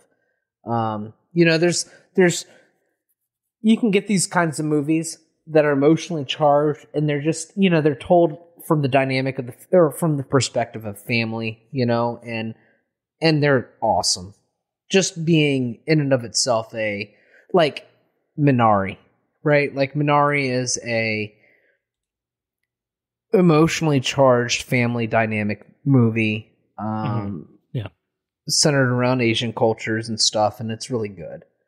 But this is creative in a different way, and I mean, it's a totally different film, and it's totally different in a lot of different ways. It's really fucking good. And I feel better having watched it, right? Like, it's resonated with me in such a way to where I feel like I identify with people that have different opinions than me because of this movie. And I don't know. I think it's a really special movie. And I'm really happy it was made. I'm really happy that A24 is the production company that made it. And, yeah, man, I love shit like this. Definitely. And yeah, I don't know. That's all I got. Well, I think that can bring us to fleshing out our conversation even further in full spoilers. Jesus Christ, I don't know if I have much more. Everything, I've laid it all out. All at once. No, there's more. There is always more that can be mined. I mean, I'm just going to say the first thing, maybe my, like, so there's something that Anna actually pointed out. I'll start with that. Okay. There's this it is a fun, quirky movie. It is still fundamentally that. It's creative. Maybe I didn't say that. Maybe I'm just all over the place. Whatever. Bear with me for however long this takes. It's like a multi-dimensional thing. This is one of the most creative fucking films I think I've ever seen. Hands down. I mean, it is fucking balls to the wall, absolute insanity. Once shit really kicks off in a big way, once you start universe hopping and everything, like, it's fucking absolutely batshit, from hot dog hands to things going up butts to make you. I forget we'd even power that granted but I felt very uncomfortable when they were just launching off of very, very high surfaces to have things go up their butt. I just can't imagine that feels good. But apparently it's worth it for whatever reason. Just... What about her dad? What about her dad with the printer? Like, he turned into like a printer Gundam guy? Holy shit. Yeah. Absolute fucking madness, this movie. But it's rocks. Holy shit, the fucking rocks. Oh my god, the rocks were incredible. That might have been the funniest thing in the movie. And it was so, it was so funny, but at the same time, it was so endearing. Great. Because, right? And especially at a certain point too, because like it really, like, the back and forth with the text on screen, like, went on for a while, and you're just like, oh man, like, this is crazy. It's like it almost made it feel more hard hitting, because it wasn't just like a one off, like, this is a fucking parallel universe where the rocks, man. Like you kind of like live in that world for a few minutes where they're just like, the mother and daughter are communicating in a medium to where they can't over yell in front of it. Like they can't. Right. It's not a physical confrontation. It's not a verbal confrontation. It's just sitting and talking. Like that's the hardest thing to do sometimes, right? Is just sit and talk with someone. So yeah, and oh fuck, I guess it eventually does. It eventually does descend into the rocks versus rocks, but I just it makes me feel like I got something wrong with me that to where when the rock finally like when the daughter rock like falls off the cliff, right, and then the mother rock dives off the fucking cliff after her. And I fucking die. I just start sobbing because the fucking rocks are rolling off the cliff. You know what it is, man? You know what it is? It's fucking art, man. It's art. It's fucking art. I say that somewhat facetiously, but like honestly though, it's have people cry because two rocks roll off the side of a fucking cliff. Make someone cry because two rocks roll off the cliff. You have to have a very specific vision and direction and a talent to pull that off, and they did it. And they fucking did it. You know, that's really, really impressive. Where I was going, we're going to get derailed a lot, I'm sure, as I already derailed myself multiple times. I think it's something that Alpha Waymond, I believe, says to Evelyn. So Evelyn being Michelle Yeoh's character, Waymond being Ke Kwan's character. So mother and husband. He apparently says some lyrics from was it Absolutely Story of a Girl to her? Like he like says that to her, and Anna picked up on it, and then everyone else is like, "What? What are you talking about?" But it's totally just the lyrics from that song. At one point, I don't even know when it happens, but I'm just like, he's talking about like the something of her hair. She could probably explain that more thoroughly than myself, so ask her sometime. But the thing that I just felt like the referential thing that I just was really, really drawn to, and I thought was fucking amazing. And I certainly hope that you would appreciate this just as much as I did. The recreation of the prologue of 2001, Space Odyssey, with the hot dog hands with the apes. And just beating the shit out of the one, like the regular fuck. And because they brought the score in and everything. Yes. I mean, it's very obvious. It's on the nose. It's not, if you haven't seen the film, you're not going to get it. But if you have seen the film, of course you're going to get it. It's really not. It's not secret. But it's so funny with the movie because they say like the people with the hot dog hands like evolved from hot dog hands, right? And so they start from Space Odyssey, like the monkey, fucking, prehistoric ancestors with ape-like qualities who also happen to have hot dog hands and beat the shit out of the overrated opposable thumbs and regular appendages and all that good stuff. The digits, this fucking overrated digits. Anyway, I thought that was incredible. I think that honestly might have gotten the biggest laugh out of me because it was just such an out of nowhere but fantastic and amazing reference to an amazing film. And it also just made me want to watch 2001 again, because the last time I saw it was when I saw it in fucking IMAX. Oh, stop it. I know. Last time I saw it, this is the time I saw it in IMAX. It's been years now. Last time I saw it was on fucking DVD. Well, you should rewatch it sometime, because it's on 4K. You should buy the 4K disc of that, man. Do yourself a fucking favor. Incredible film. Incredible film. Yeah, an incredible film. But yes, other spoiler-y things. Bagels. Made me want to eat bagels this movie.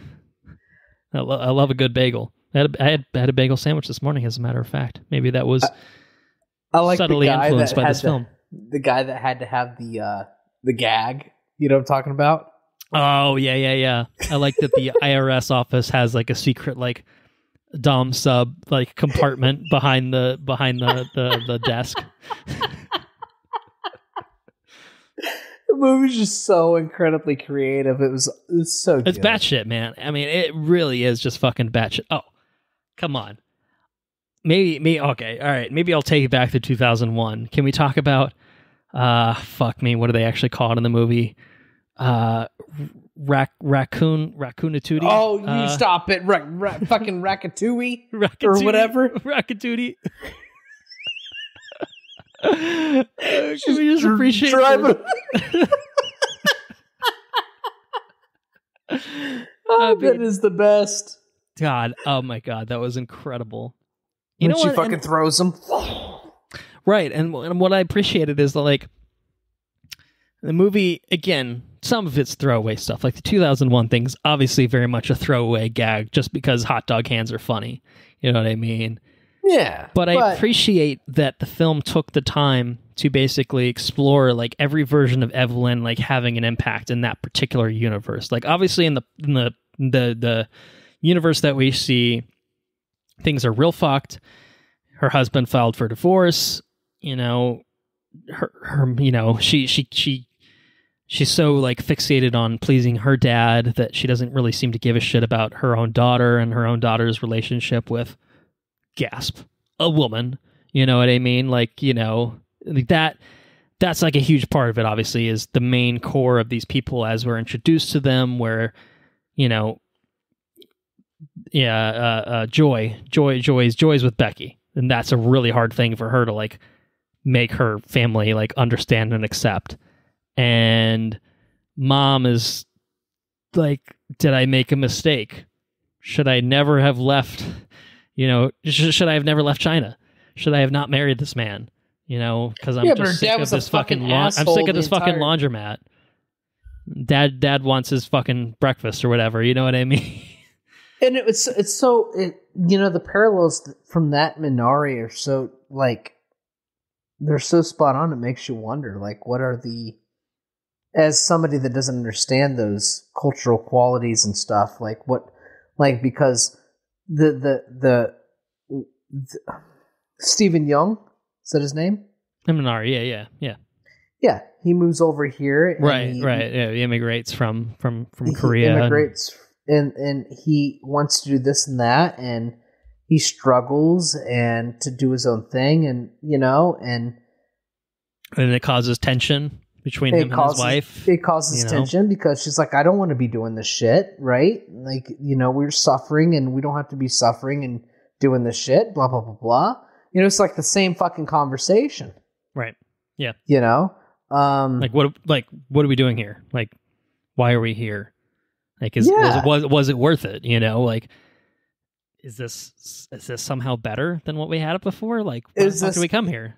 Right. Is that an immigrant fucking story? Is that like you know, it makes you like, I don't know.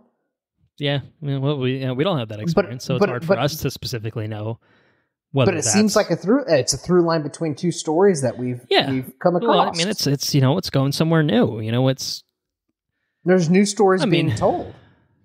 Not to put this is. I don't think this is putting you down or anything like that. But like, you've mostly stayed at home for your life. Yeah, you have kind of the familiar thing.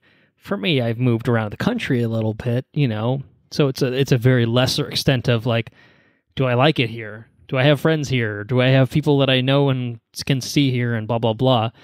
That's taken to the extreme when you're moving from one goddamn country to another across a whole fucking ocean. You know what I mean? And like, surrounded by people that are nothing like you. Right. Yeah. Like for me, I'm like, well, everyone here speaks English and they're mostly white. So like, yeah, I think I'll be fine. They're mostly, you know what I same. mean? Right. I think I'll be just fine, you know, actually. Whereas, you know, you're coming in and not everyone looks like you and not everyone speaks like you. And yeah, I mean, that's got to be a pretty fucking difficult experience, all in all. And, you know, and you can certainly carve out a life for yourself and make it work, but like, you have to put the work in for that to happen. But then, like, you've got to be, you got to be ready prosecuted for it. by your fucking dad. Your dad prosecutes you for leaving, like in this particular movie.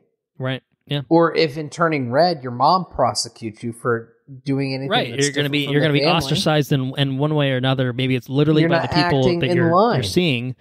Or it's by your fucking family, man. And like that shit cuts deep, right? You know, like, yeah, fuck yeah, dude.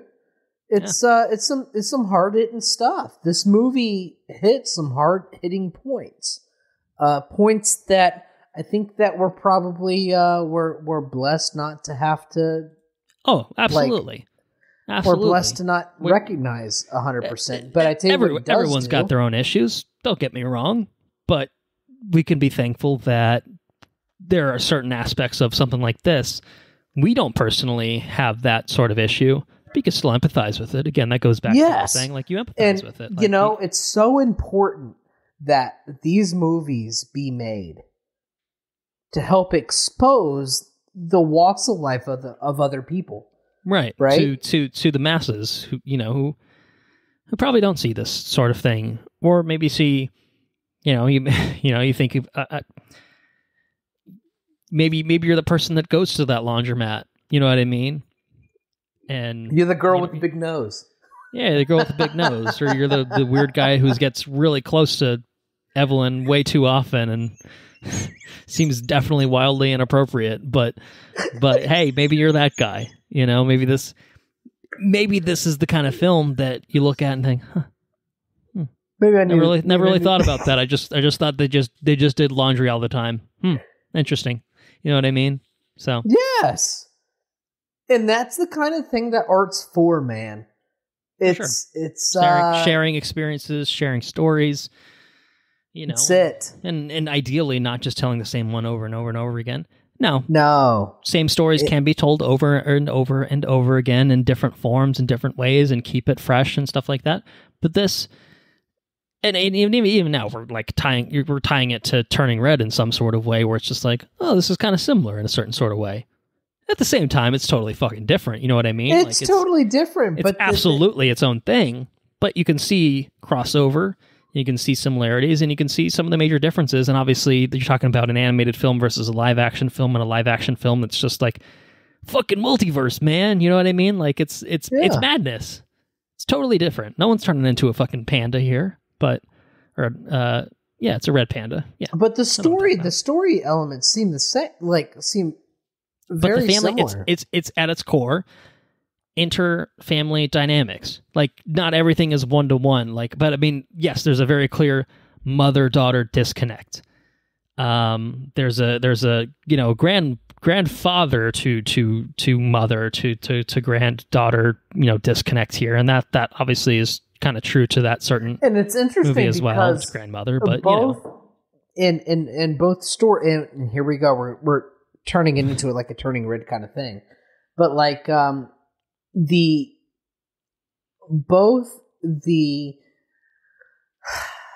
make sure I say this correctly. the parents don't want to be they don't want to bring that upon their children. They want to be different, but ultimately they kind of just do it anyway. Exactly. And it's really, really interesting. I mean, both of us don't have kids, so I mean, we're but I know that there's aspects of my family life growing up that I definitely don't want to bring onto my children. Right? Sure. And it's interesting to watch media like this, to where is it something that I can't help? Am I not going to be able to help but introduce my children to the things that I was brought up with because the way I was brought up, right? It's you always end up being the thing that you don't want to be as a parent. In at least this show or this movie and Turning Red, and both of those parents have to confront that, and then they have to grow from that. And it's a story of growth, and it's I don't know, it's really powerful. It's really good. So I don't know. I think that the world is a better place for a movie like this. And I hope that's the case with a movie that I'm really excited to watch, which is called The Northman, which I'm going to go see on Monday. I hope that the world is a better place for seeing that. We'll be talking about that. I did read online that white supremacists are getting the wrong idea about that show, so maybe they're getting pumped up about. Interesting. Well, I assume it's a film mostly about white people, given That's where right. it takes place and when it takes place. Yeah. Yeah, whatever, man. The world's so fucked up. Oh, yeah. Anyways, what do you think? Wrong. What do you got for sometimes sometimes the world can do right and bring us something like everything everywhere all at once. I don't know that I have a whole lot more. I think again we went in kind of a different direction. The only thing that I really appreciated about this is that not the only thing. One of the things I appreciated about this, the thing that I appreciated about this that I was talking about before we got talking about other things, is that Evelyn, in every version of herself in each universe, like she kind of figures out how to coexist, because it's a really interesting thing where it's just like, okay, basically her daughter, through whatever this experimentation, whatever it is, basically like she's able to exist in every version of herself. And that leads her to the conclusion that like everything's fucking meaningless. Life is meaningless because who gives a shit? Because it's all these different possibilities and potentials and stuff like that. So I'm a fucking nihilist, man. None of this means anything. And then mom comes out kind of carving out the same sort of experience, right? And she comes out on kind of the opposite side where it's just like, all right, no, this does mean something. And the fact that means something, like she does kind of the right thing in every version of the universe that we kind of get introduced to in this particular film. So you got the hot dog, version of her who's in, oh my God, she's dating a woman. And not only is she dating a woman, she's dating Jamie Lee Curtis with hot dog hands. You know what I mean? Playing piano with her feet, man. So... But she comes to the realization, it's just like, because there's like this, like, this is told through like little different codas throughout the film where like they have a spat and one of them leaves and then, like they figure their shit out by the end. And, and it's mostly there so they can have hot dog jokes with mustard and shit flying around. Yeah, like, but there's still a meaning there. That the mother finds like different aspects in every different reality to be the best person that she can be. Right. And she takes that and kind of infuses that into herself. And this prime reality that we see where like, oh, suddenly by the end of the film, like she's like, oh, now I'm accepting of my daughter being in a relationship with a woman, and I'm going to introduce her. You get more from love. I'm going to introduce her girlfriend as her girlfriend, not just a good friend or whatever, you know what I mean? To very traditional, Gong Gong, her dad. So it's a big deal, just being like, fuck you and fuck what you think. Like we're just going to be good people. Just going to be good people. That's it. Yeah. But, non-hot dog world, you've got Rakutatui, and she fucking throws him and helps him save Rakutatui, and it's great. Yeah. It's fucking heartwarming, man. It's great. By the end of this movie, I was fucking crying, dude. I was crying in this movie. And then there's the one where she's a fucking like kung fu badass, right? Yeah. And she's a movie star, a successful movie star, and and she meets another version of Waymond in that. And we really haven't talked about Waymond enough, to be honest, but we'll get to that in a second. And she's just like, she kind of blows him off a little bit, and then she like goes back to him, and she's been like, wait, hold on a second, just because. And like this is like a through line too, where it's just like, oh, I made a huge mistake, of going with you. Like even in like the main timeline, she's just like, and it's kind of funny in like a really awful sort of way, where she like kind of says it to him flatly, like something about like, oh, I shouldn't have gone with you. Like my life sucks now because I went with you. I could have been a movie star. Right. Yeah, it's just like, oh man, I fucked up. And then, but then, as the story goes through, she realizes that, like, right. You compliment me in ways that nobody else does, right? Like you're patient, and you're this, and you're that, and you show me qualities that I haven't been exposed to, right? And it's so fucking heartwarming. No, it's great because it's it's great that Evelyn becomes better through her experiences and betters every version of herself and everything. To close that thought, it's so cool, man. But then, as she betters herself, her relationship with her daughter fucking flourishes too. Her relationship with her daughter flourishes. She starts to give a shit about her. You know what I mean? Like specifically, and really is trying to break through to her and basically be like, like I've made mistakes. I've done shitty things and I've treated you poorly and stuff like that. But like, there's still a point to all of this, you know, and I still love you in spite of obviously my past misgivings and, you know, things that I've done. And it's really great. I mean, you know, that's like one crux of like this whole film is the mother-daughter relationship, and obviously like as we learn that Jobu Tupaki is fucking Joy, which, you know, like of course it builds to this mother versus daughter kind of dynamic by the end, and how do you resolve that? And I did think for a little while it was going to go to the point where she was just kind of let her daughter be herself, and like if your decision is to basically take the exit out of this universe through the bagel, that's your decision. I'll respect your decision. And she did at one point, but I'm not going to intervene. Like you thought, but then she does. It was. But then she does. You know, she's ultimately like, you know what? Fuck it. You're done. I am your mother. I can step in and try to change your mind. Like that's what I'm going to do. That's what I'm supposed to do. That's what I'm going to do. And it is really powerful, you know, for her to really take those extra steps that obviously the Evelyn at the beginning of the movie, she's not making a fucking effort she's making the same efforts her father made. Yeah. She was a reflection of her father, and she grew beyond her father to be the parent that she thought that she wanted to be. Right. And that's and she only did that through her husband, who she thought was spineless. Through fucking Wayman. Wayman's like he's the unsung hero of the story, dude. For sure. And I like that, like every version of Wayman, he's a badass in his own way. I mean, he's a fucking nerd.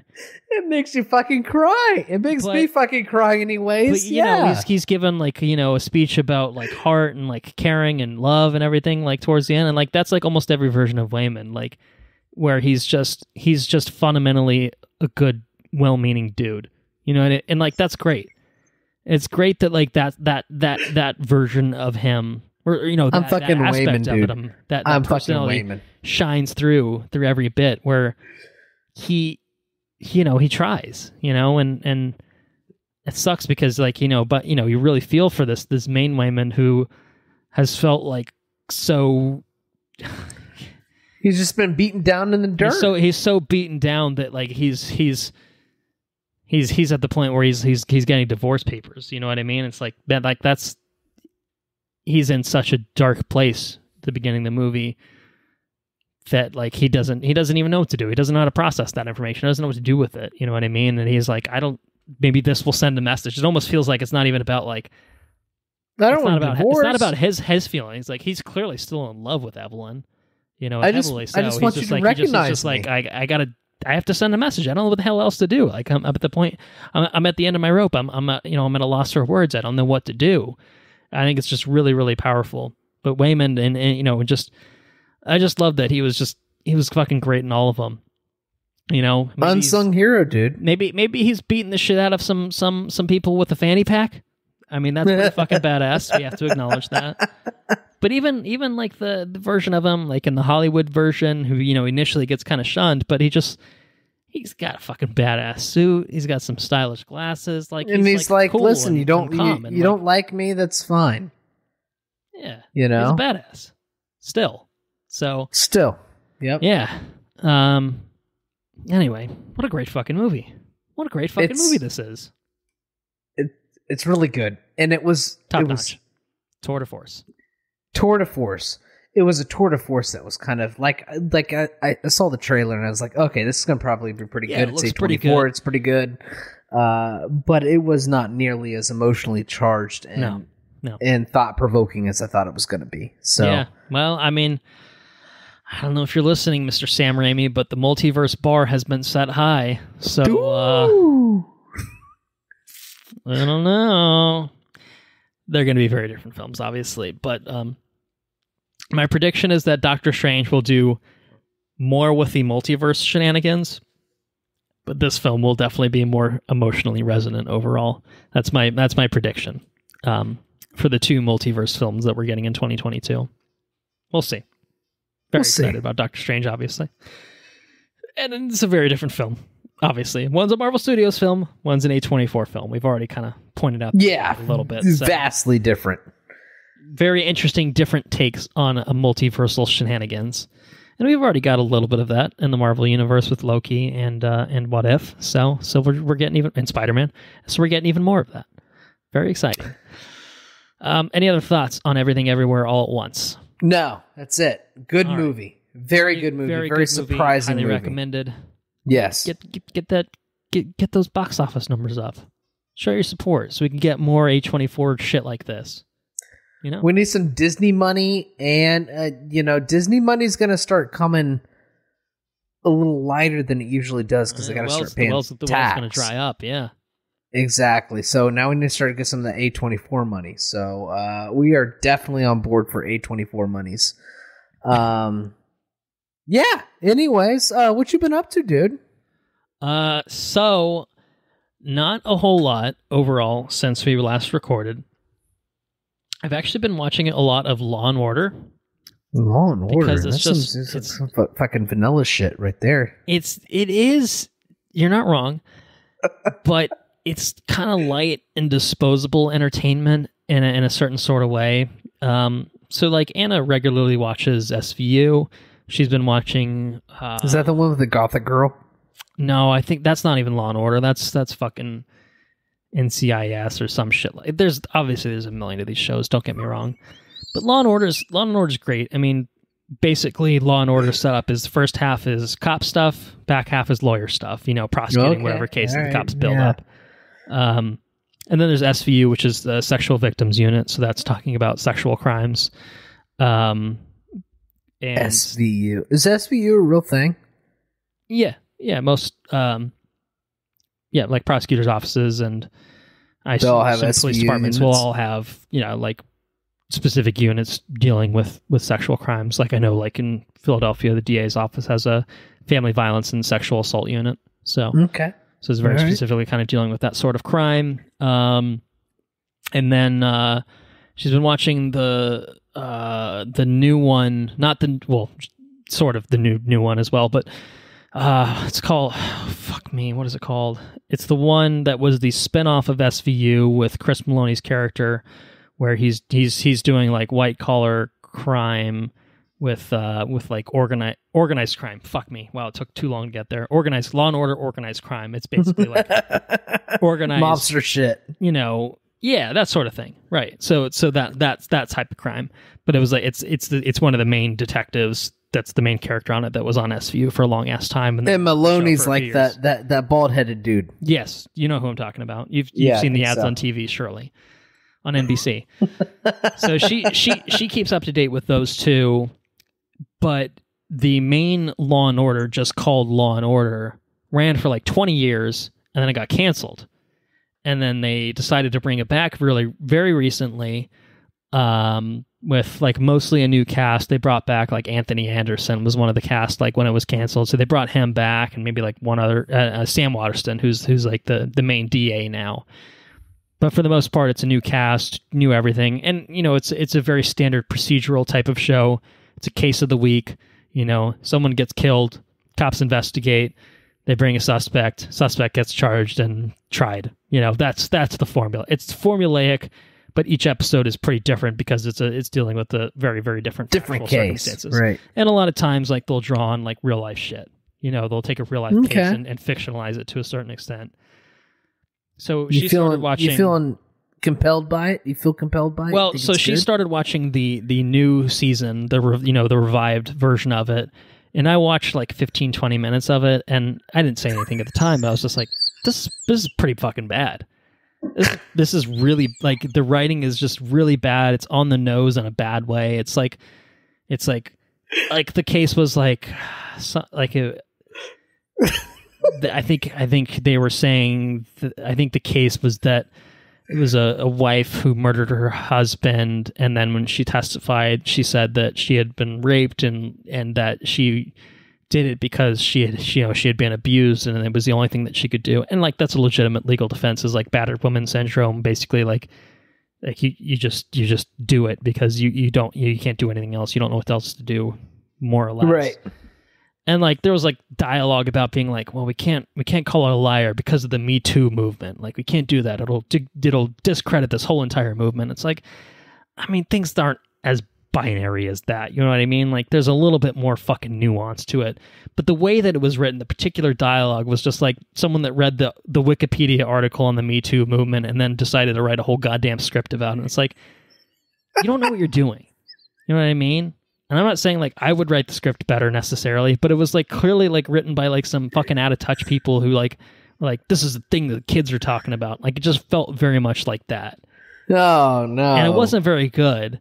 And I talked to Anna about it, and she's like, yeah, this is really fucking awful. It's really bad. Like, it's really badly acted. The writing is horrendous.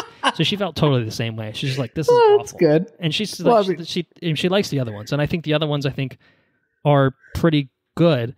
And I can't remember what it was like that inspired this, but we like looked it up, and like the first few seasons are streaming on Hulu, but then like season 13 through 20 or whatever are on Peacock. So she just like, I don't even know why. She just picked season with the earliest season that's on Peacock, which I think is 13. She just started watching it because I feel like she was just like, I feel like this show used to be good. Am I crazy? And so she watched like a couple episodes, and then, you know, we were like tired of shit or whatever, and we just threw it on while we were eating dinner, and I like watched an episode. I'm like, that was pretty fucking solid shit, man. So we've watched like 5 or 6 I've watched like 5 or 6 episodes. She's watched like fucking 15. You know, of just that random ass mid 13th season of Law and Order. And honestly, like, it's way smarter. It's pretty good. Like, hit and miss in some ways, where some episodes like are better than others and resolve better than others, but like, not bad. Like it's a pretty solid like reflection of Law and Order, and it does kind of like underline the fact like, oh no, the new shit really is just that bad. They just don't know how to write this shit anymore. And the thing is, like, with some of those older ones, like, they hit on like some pretty salient legal stuff, like without, you know, like it's like pretty legally sound. Like, it's one of those things, like, you do something professionally. I think you've bemoaned the representation of, you know, car salesmen in media. You know what I mean? We're just like, this is fucking bullshit, man. You know, and it's like, it's the same thing. Yeah. Like most courtroom things, like I talked about fucking the 2003 Daredevil, for instance, was just being like, what the fuck is happening in this film?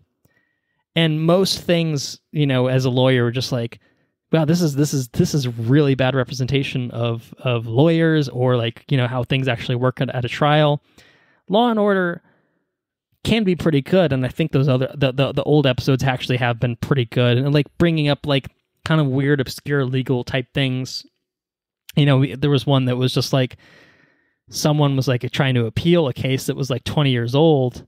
And like Anna said something that was just like, how the fuck are they appealing something that's 20 years old? Like, that's not timely. And they address it like 2 minutes later in the episode. I'm like, they actually touched about it. They wouldn't touch about that these days. They'd just be like, no one's going to care about that. Wow. You know? And so they at least address it. And like, you know, the way the rest of that episode went, I was just like, I mean, I don't think most courts are going to do what they did in that episode, but at least they touched on it. You know what I mean? So they were smart enough. Yeah, it would be very fun to watch a show like Law and Order with you and Anna. We can point out the bullshit and separate some of the bullshit from the. Yeah, it's pretty cool. They're, you know, pretty much reality. But honestly, it makes you appreciate when they get things right. You know what I mean? Sure. So anyway, I've been having fun with Law and Order. So that's the only thing I've been like watching, I'll say. Today actually is a record store day. If you didn't know that, it's a fun fact for you. So Anna and I went fucking hog wild today. Let me tell you about it. Oh no, what'd you do? So, there are a few record stores in Philadelphia. That's probably not a surprising fact for you to learn. There's quite a few. So we started our day nice and early. We got up, I don't know, like 8:30ish, and you know, the record store closest to us opened at 9 a.m. We ended up getting there about 9:15, and there's a huge line wrapped around the corner and everything. It takes us 2 hours to actually get into the goddamn building. Record store day, there are exclusives. Basically, they print a certain, you know, they press a certain amount of vinyls that'll be available for that. And also, by the way, this is all your fault because you bought us a record player for Christmas. So you created monsters. You created 2 very big monsters. We should point that fact out as well. We wouldn't have done this otherwise. You know, we waited for 2 hours, got in, we're looking for certain exclusives. They press a certain amount, blah, blah, blah. Anna is looking for the pressing of Sarah Bareilles' first album, Little Voice, of which they made, I think, 2,850 copies. Period. So how many of those? Like how many of those are going to end up in a fucking particular 2,580. We looked it up because we looked up in our store, got like 4 or 5 copies. They got 4 or 5 copies, and like there was there was 100 people in line in front of us by the time we got there at 9:15, 15 minutes after they opened. So she was looking for that. Foo Fighters put out like a 7-inch thing. Which is, it's kind of an interesting thing. It's mostly Dave and company. It's not really Dave and the rest of the band, including Taylor Hawkins, obviously. But I wanted that. That's what I want. I wanted I wanted to buy a Foo Fighters thing now because it's fucking Foo Fighters, and obviously under the circumstances, like I just wanted to buy something Foo related. Like I wanted to do it, support the band, and get whatever it is. So we waited in line for it. We got into the record store, and they had the Foo Fighters 7-inch, but they did not have the Sarah Bareilles vinyl. It was gone. They had obviously sold through their allotment of it. So she was bummed, and she held it together. She hit it pretty well, and we said when we before we walked in, like we'll buy some other stuff. Like we're going to cap ourselves at two records a piece per person. And so she got a Panic at the Disco, Death of a Bachelor album, which was obviously more for her than myself. I myself got Queens of the Stone Age rated R on vinyl. Oh, you stop it. And here's something very interesting. It's the way that it's packaged. I don't know if they're all like this, but it's labeled as rated X instead of rated R. And it's got like a red cover instead of the blue with the white stripe. Much to my surprise, I opened it later on and I figured out why it was rated X. There's some titties in it. There, you got titties in your. There's some titties in it. There's like a whole border of just tits and ass. Just like 100. When I was talking to Anna, is that what you brought to her? Yeah. Yeah, I was just like, what the fuck is this? I showed it to her. I was just like, I figured out why it's called rated X. I opened it up. It's like this folded vinyl. It's just nothing but tits. It's nothing but ass. That's cool. Like, but it's like cut off, so there's no faces, nothing. It's honestly it's just titties. It's like creepy and uncomfortable, honestly. I was just it's just titties. It's all right. Titties are okay. It's very seedy, I'll say. But it's a great fucking album, so I'm looking forward to playing it at some point. But we also scored at that particular store, because there are more to come. We also got the record 4 by Huey Lewis and the News, which includes the likes of Jacob's Ladder. You stop it. Stuck With You and Hip to Be Square.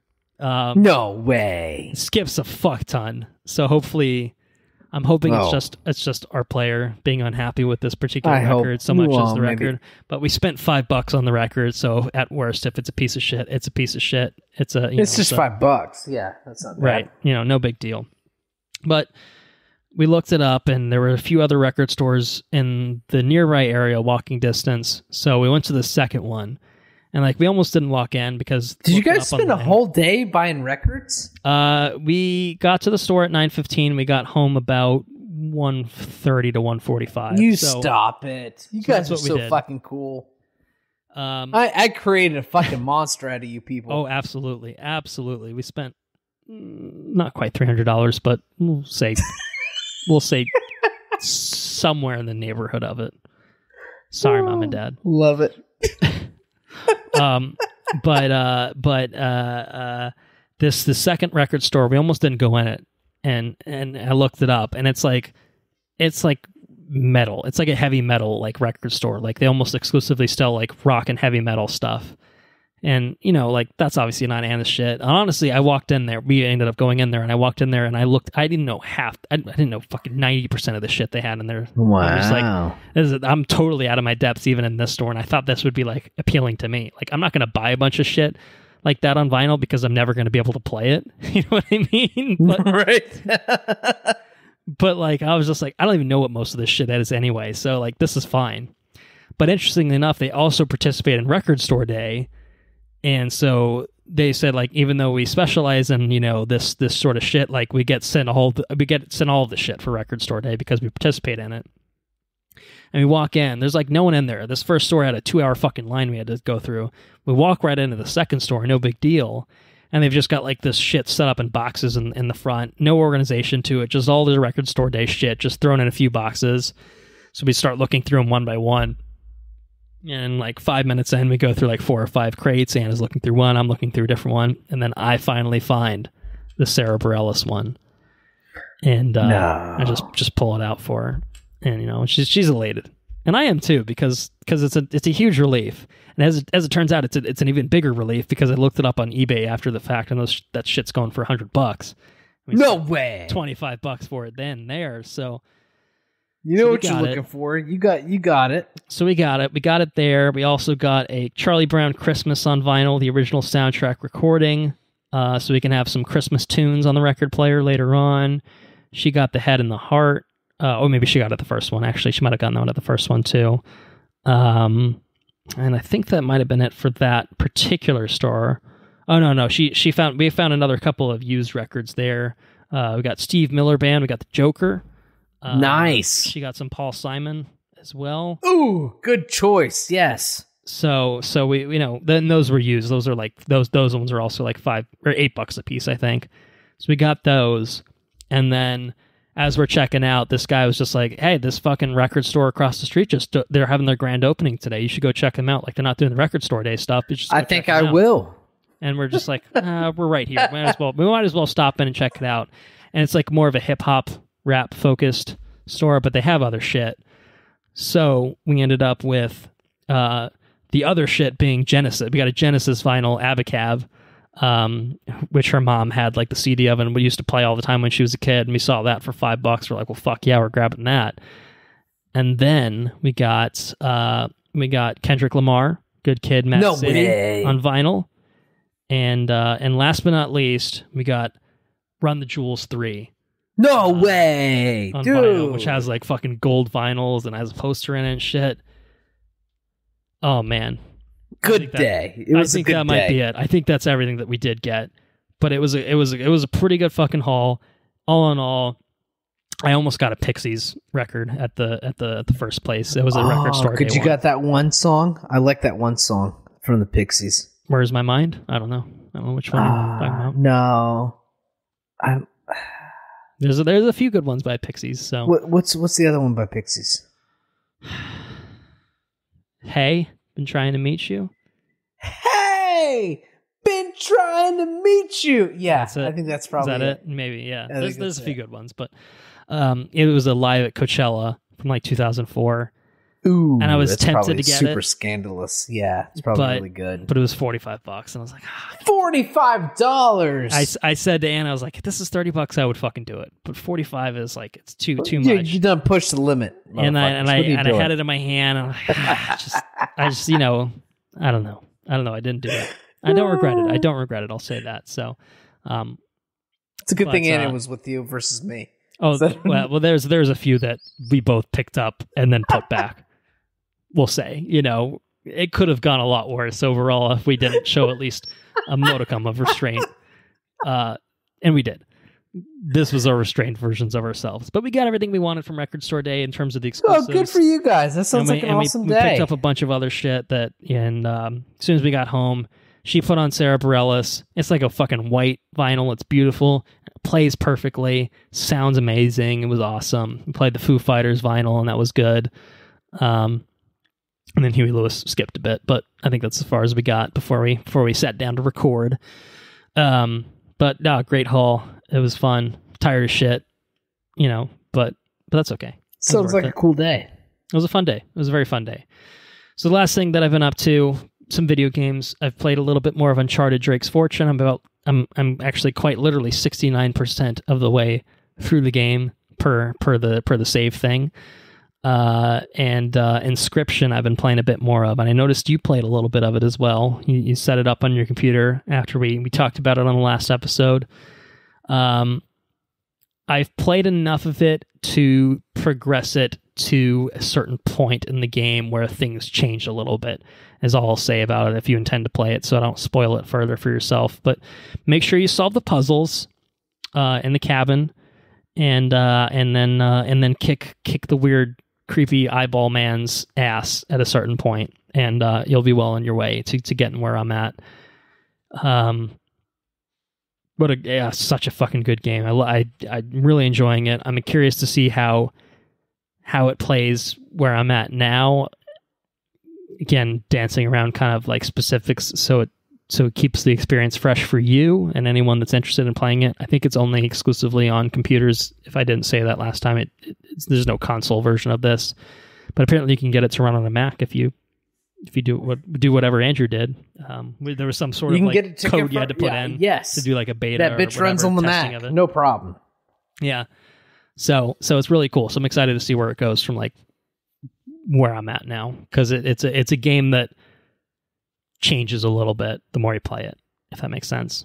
Like there's more to it than just literally a Slay the Spire-esque card game, roguelike deck building game. It's got more nuance and depth to it than just that. So yeah. Anyway, that's what I've been up to. What about you? What have you been up to? So I are we going to talk about Halo the show? Are we going to watch that? Are we going to cover that? I put it squarely in your hands. I mean, I've watched 2 episodes. I think there have been 5 that have aired so far, of however many. I'm all in on all 5. You're all caught up, is what you're saying? Yes. I'm going to keep watching probably. So if you want to do an episode on it, I'm definitely down for it. I mean, I'm sure in the next few weeks we're getting the North. Let's find out when it ends, because I feel like that might be a important thing to consider. Okay, fair enough. I've been watching that show. All right, you've been watching that show, certainly, and feel free to certainly offer a few more thoughts if you feel so inclined. It's 9 episodes. It'll wrap up May 19th. So this is what I'll say about the show. Yeah, and if we have an episode and we I rehash can't stop watching the show. I am a sucker for a what's that show I watched with during COVID? Raised by Wolves. I believe you made a Raised by Wolves. That's text. It. Yes, I can't for the stop. Reason of. Go ahead. No, go ahead. I just can't stop. I'm interested. I'm not going to say that Halo is Raised by Wolves, because it certainly is not. But what I can tell you is that it's not Halo. That's what I can tell you. I can tell you, I read a review because they do the things where like, oh, everybody says Halo's the best fucking show ever, and blah, blah, blah, blah. And I'm like, well, God damn it, I don't think it's the best fucking show ever. Am I wrong? And so I start looking into the actual reviews of the show, and I read one really funny review, and I'll just leave this with you. I can't remember who wrote it. I think it was like Tech Junkie or whatever. I don't know. Mm-hmm. But they said something along the lines of, like, I think whoever wrote this show, like, watched their roommate in college play, like, 2 missions of Halo, and then they kind of like, forgot what it was all about. Yeah, we're good. Like, I think this is what it's about. Like, there's these, like, things that happen, and there's, like, this guy in this green suit who does cool shit, and blah, blah, blah, blah. And that's fine, and they just kind of make a show around that. I find this show really fucking disappointing. Like, I don't claim to be an expert on Halo shit because I'm not, but this show is such a fucking departure from everything that was so fucking cool in Halo that I have a major problem with it. I am 5 episodes in. It does deal with cool shit, and I have a problem with, like, detaching myself, so I will finish it. Right. If you choose to finish it, we can have a discussion about it. We'll way or another. It'll either be an episode or it'll be a discussion in some episode about something else. We'll talk. I mean, the thing is, Anna's not watching this, so when I find time for myself, I watch totally it. Get it. You know what I mean? So yeah, right. So it's not a huge rush for me to catch up, but But I'm 2 episodes in. I don't know what the fuck episodes 3, 4, and 5 I'll say go. this though, but like I understand to a certain extent where you're coming from. The thing that gets me most, like, I was all about I'm not a giant car guy, right? So first and foremost, I'm not a giant car guy. Mm-hmm. But when the world dictates that you're a spacefaring civilization, you're not using fucking gasoline, right? Like, you're not using like a V8 engine and you're not using dirt bikes to like go around on the planets. You're using fucking batteries. You're using some futuristic shit. Everything in this show sounds like fucking, like the prop design, the world design. It's just so fucking insulting. It pisses me off. Like, it's so fucking bad. Like, they show up on the Warthogs and they rev them up. Roll. It's like, fucking stop it. It's insulting. It's so fucking insulting. Like, what are you thinking, dude? What the fuck are you thinking? And they show up on the dirt bikes. And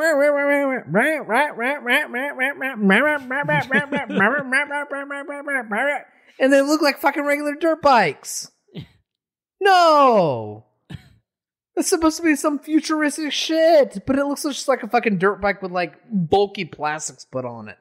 It's so fucking lazy, dude. It's so lazy, and it pisses me off. The dirt bikes, like, I mean, I don't think there are any dirt bikes in the Halo games, so, like, I don't know that there's, like, a reference point, but, like, the Warthogs are in the fucking game. Like, from the first one, are they, like...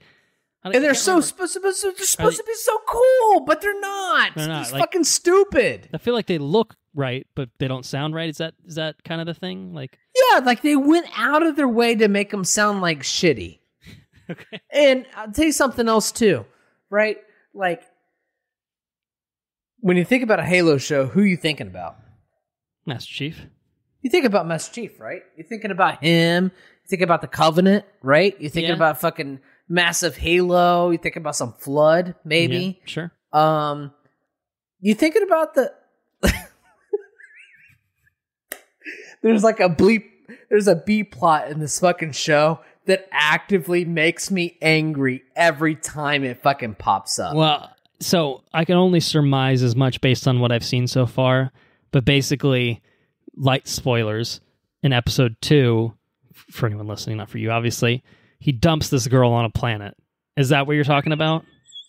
Because it felt like he's going to go do his own thing, and then this girl's going to be doing her own thing. But they've spent a lot of screen time on her for just be unceremoniously dumped. She's surely going to come around in a significant way. So I assume that she's the B-plot. It's like ex-Spartan is going to watch over her. And she's got the worst haircut in the history of everything. Just worth pointing out. It's fucking terrible. It pisses me off so much. That poor girl. I mean, that actor she's always going to get hate because of this fucking role. You know, it's a real Anakin Skywalker type of situation. It almost seems like Jake show Lloyd could have been so much more, but it actively pisses me off very much. But I can't stop. 4 more episodes. I can't stop. Look forward to it. Dumps every. I don't even know what day it comes out, but look forward to that day. You got more coming. I've been watching a show called Moon Knight, which is I've heard of it. Which is not actively pissing me off. It's actively making me super excited. Yeah, we're if you're up to date anyway, we're 2/3 of the way there. So that'll be coming up in the queue before long to talk about for a full episode as well. Been playing a game called Elden Ring. Mm-hmm. Mm-hmm. How's it going on the Elden Ring front? Pretty good. Can't remember the last thing where did you leave off in my adventure with Elden Ring? You got super overpowered, and then I think that you finally entered a new place where it felt like you were like the right level. Okay, so something like that. There's this place called Caden. I think it's called Caden. And it's like it's a place covered in like rot. Is what it called, but it's all like red. And it looks like a fucking hellverse. It looks like a hellscape. It's fucking Mustafar, man. It looks, yeah, pretty much. And I dabbled in there a little bit, and I said, I don't want to go in there. And so I kept going into like Lakes Lucernia or whatever, and I've been just like running around in there. But I've been playing that game. It is it's a stupendous game. It's very good. I would like to get a PS5 if I can find one. I need to find it at GameStop though, so I can trade in my PS4 Pro for the PS5. I don't just want to buy a PS5. They're still fairly hard to come by. So they are. It's remarkable. Strategic about that to be able to figure that out. With the trade-in, that might be difficult, but people at GameStop would know better than me. So yeah, and I'm not gonna go out of my way to like pay money for one because, like, you know. I mean, it is what you it is. You don't need a PS5 and a PS4 Pro. That serves little utility. So, that's pretty much where I'm at. Right on. I watched the Halo, Moon Knight. And we'll have more Halo thoughts certainly as I watch more, and then obviously as more episodes come in, we can revisit the conversation or have I'm down for an whole episode on it. You know what I mean? It'll be we can have a whole episode once it's done. For sure. If we can fit it in, let's fit it in. If not, we'll talk about it in some capacity. You know, more specifically. But yeah, you're committed at this point. You're all in. For better or for I have opinions about it, and it actively pisses me off. So it'd be probably be a pretty good discussion. Yeah, because it's actively it's actively shit. Like I asked the detailer today. I say, hey Chris, you watch Halo? It's like, are you talking about the video game, the show? They're coming out with a video game show. I'm like, yeah. You know about it? He's like, yeah, I heard about it. Should I watch it? I was like, no, you should not watch it. It's fucking shit. And it's because it's shit. And I can't wait to talk about it. I hope we talk about it. Well, anyways. Our listeners will know what's coming, at least your feelings on it. I think I've been on the record as saying I think it's fine through 2 episodes, but that's not exactly, high praise either. Hey, so. Everybody has their opinions, man. You might think it's fun. I might just think it's shit. I'd love to have further conversations with you about it, but maybe not in this episode right now. Anything else for you before we wrap? No, that's it, dude. We can go to bed. All right. Bedtime, everyone. Go to bed.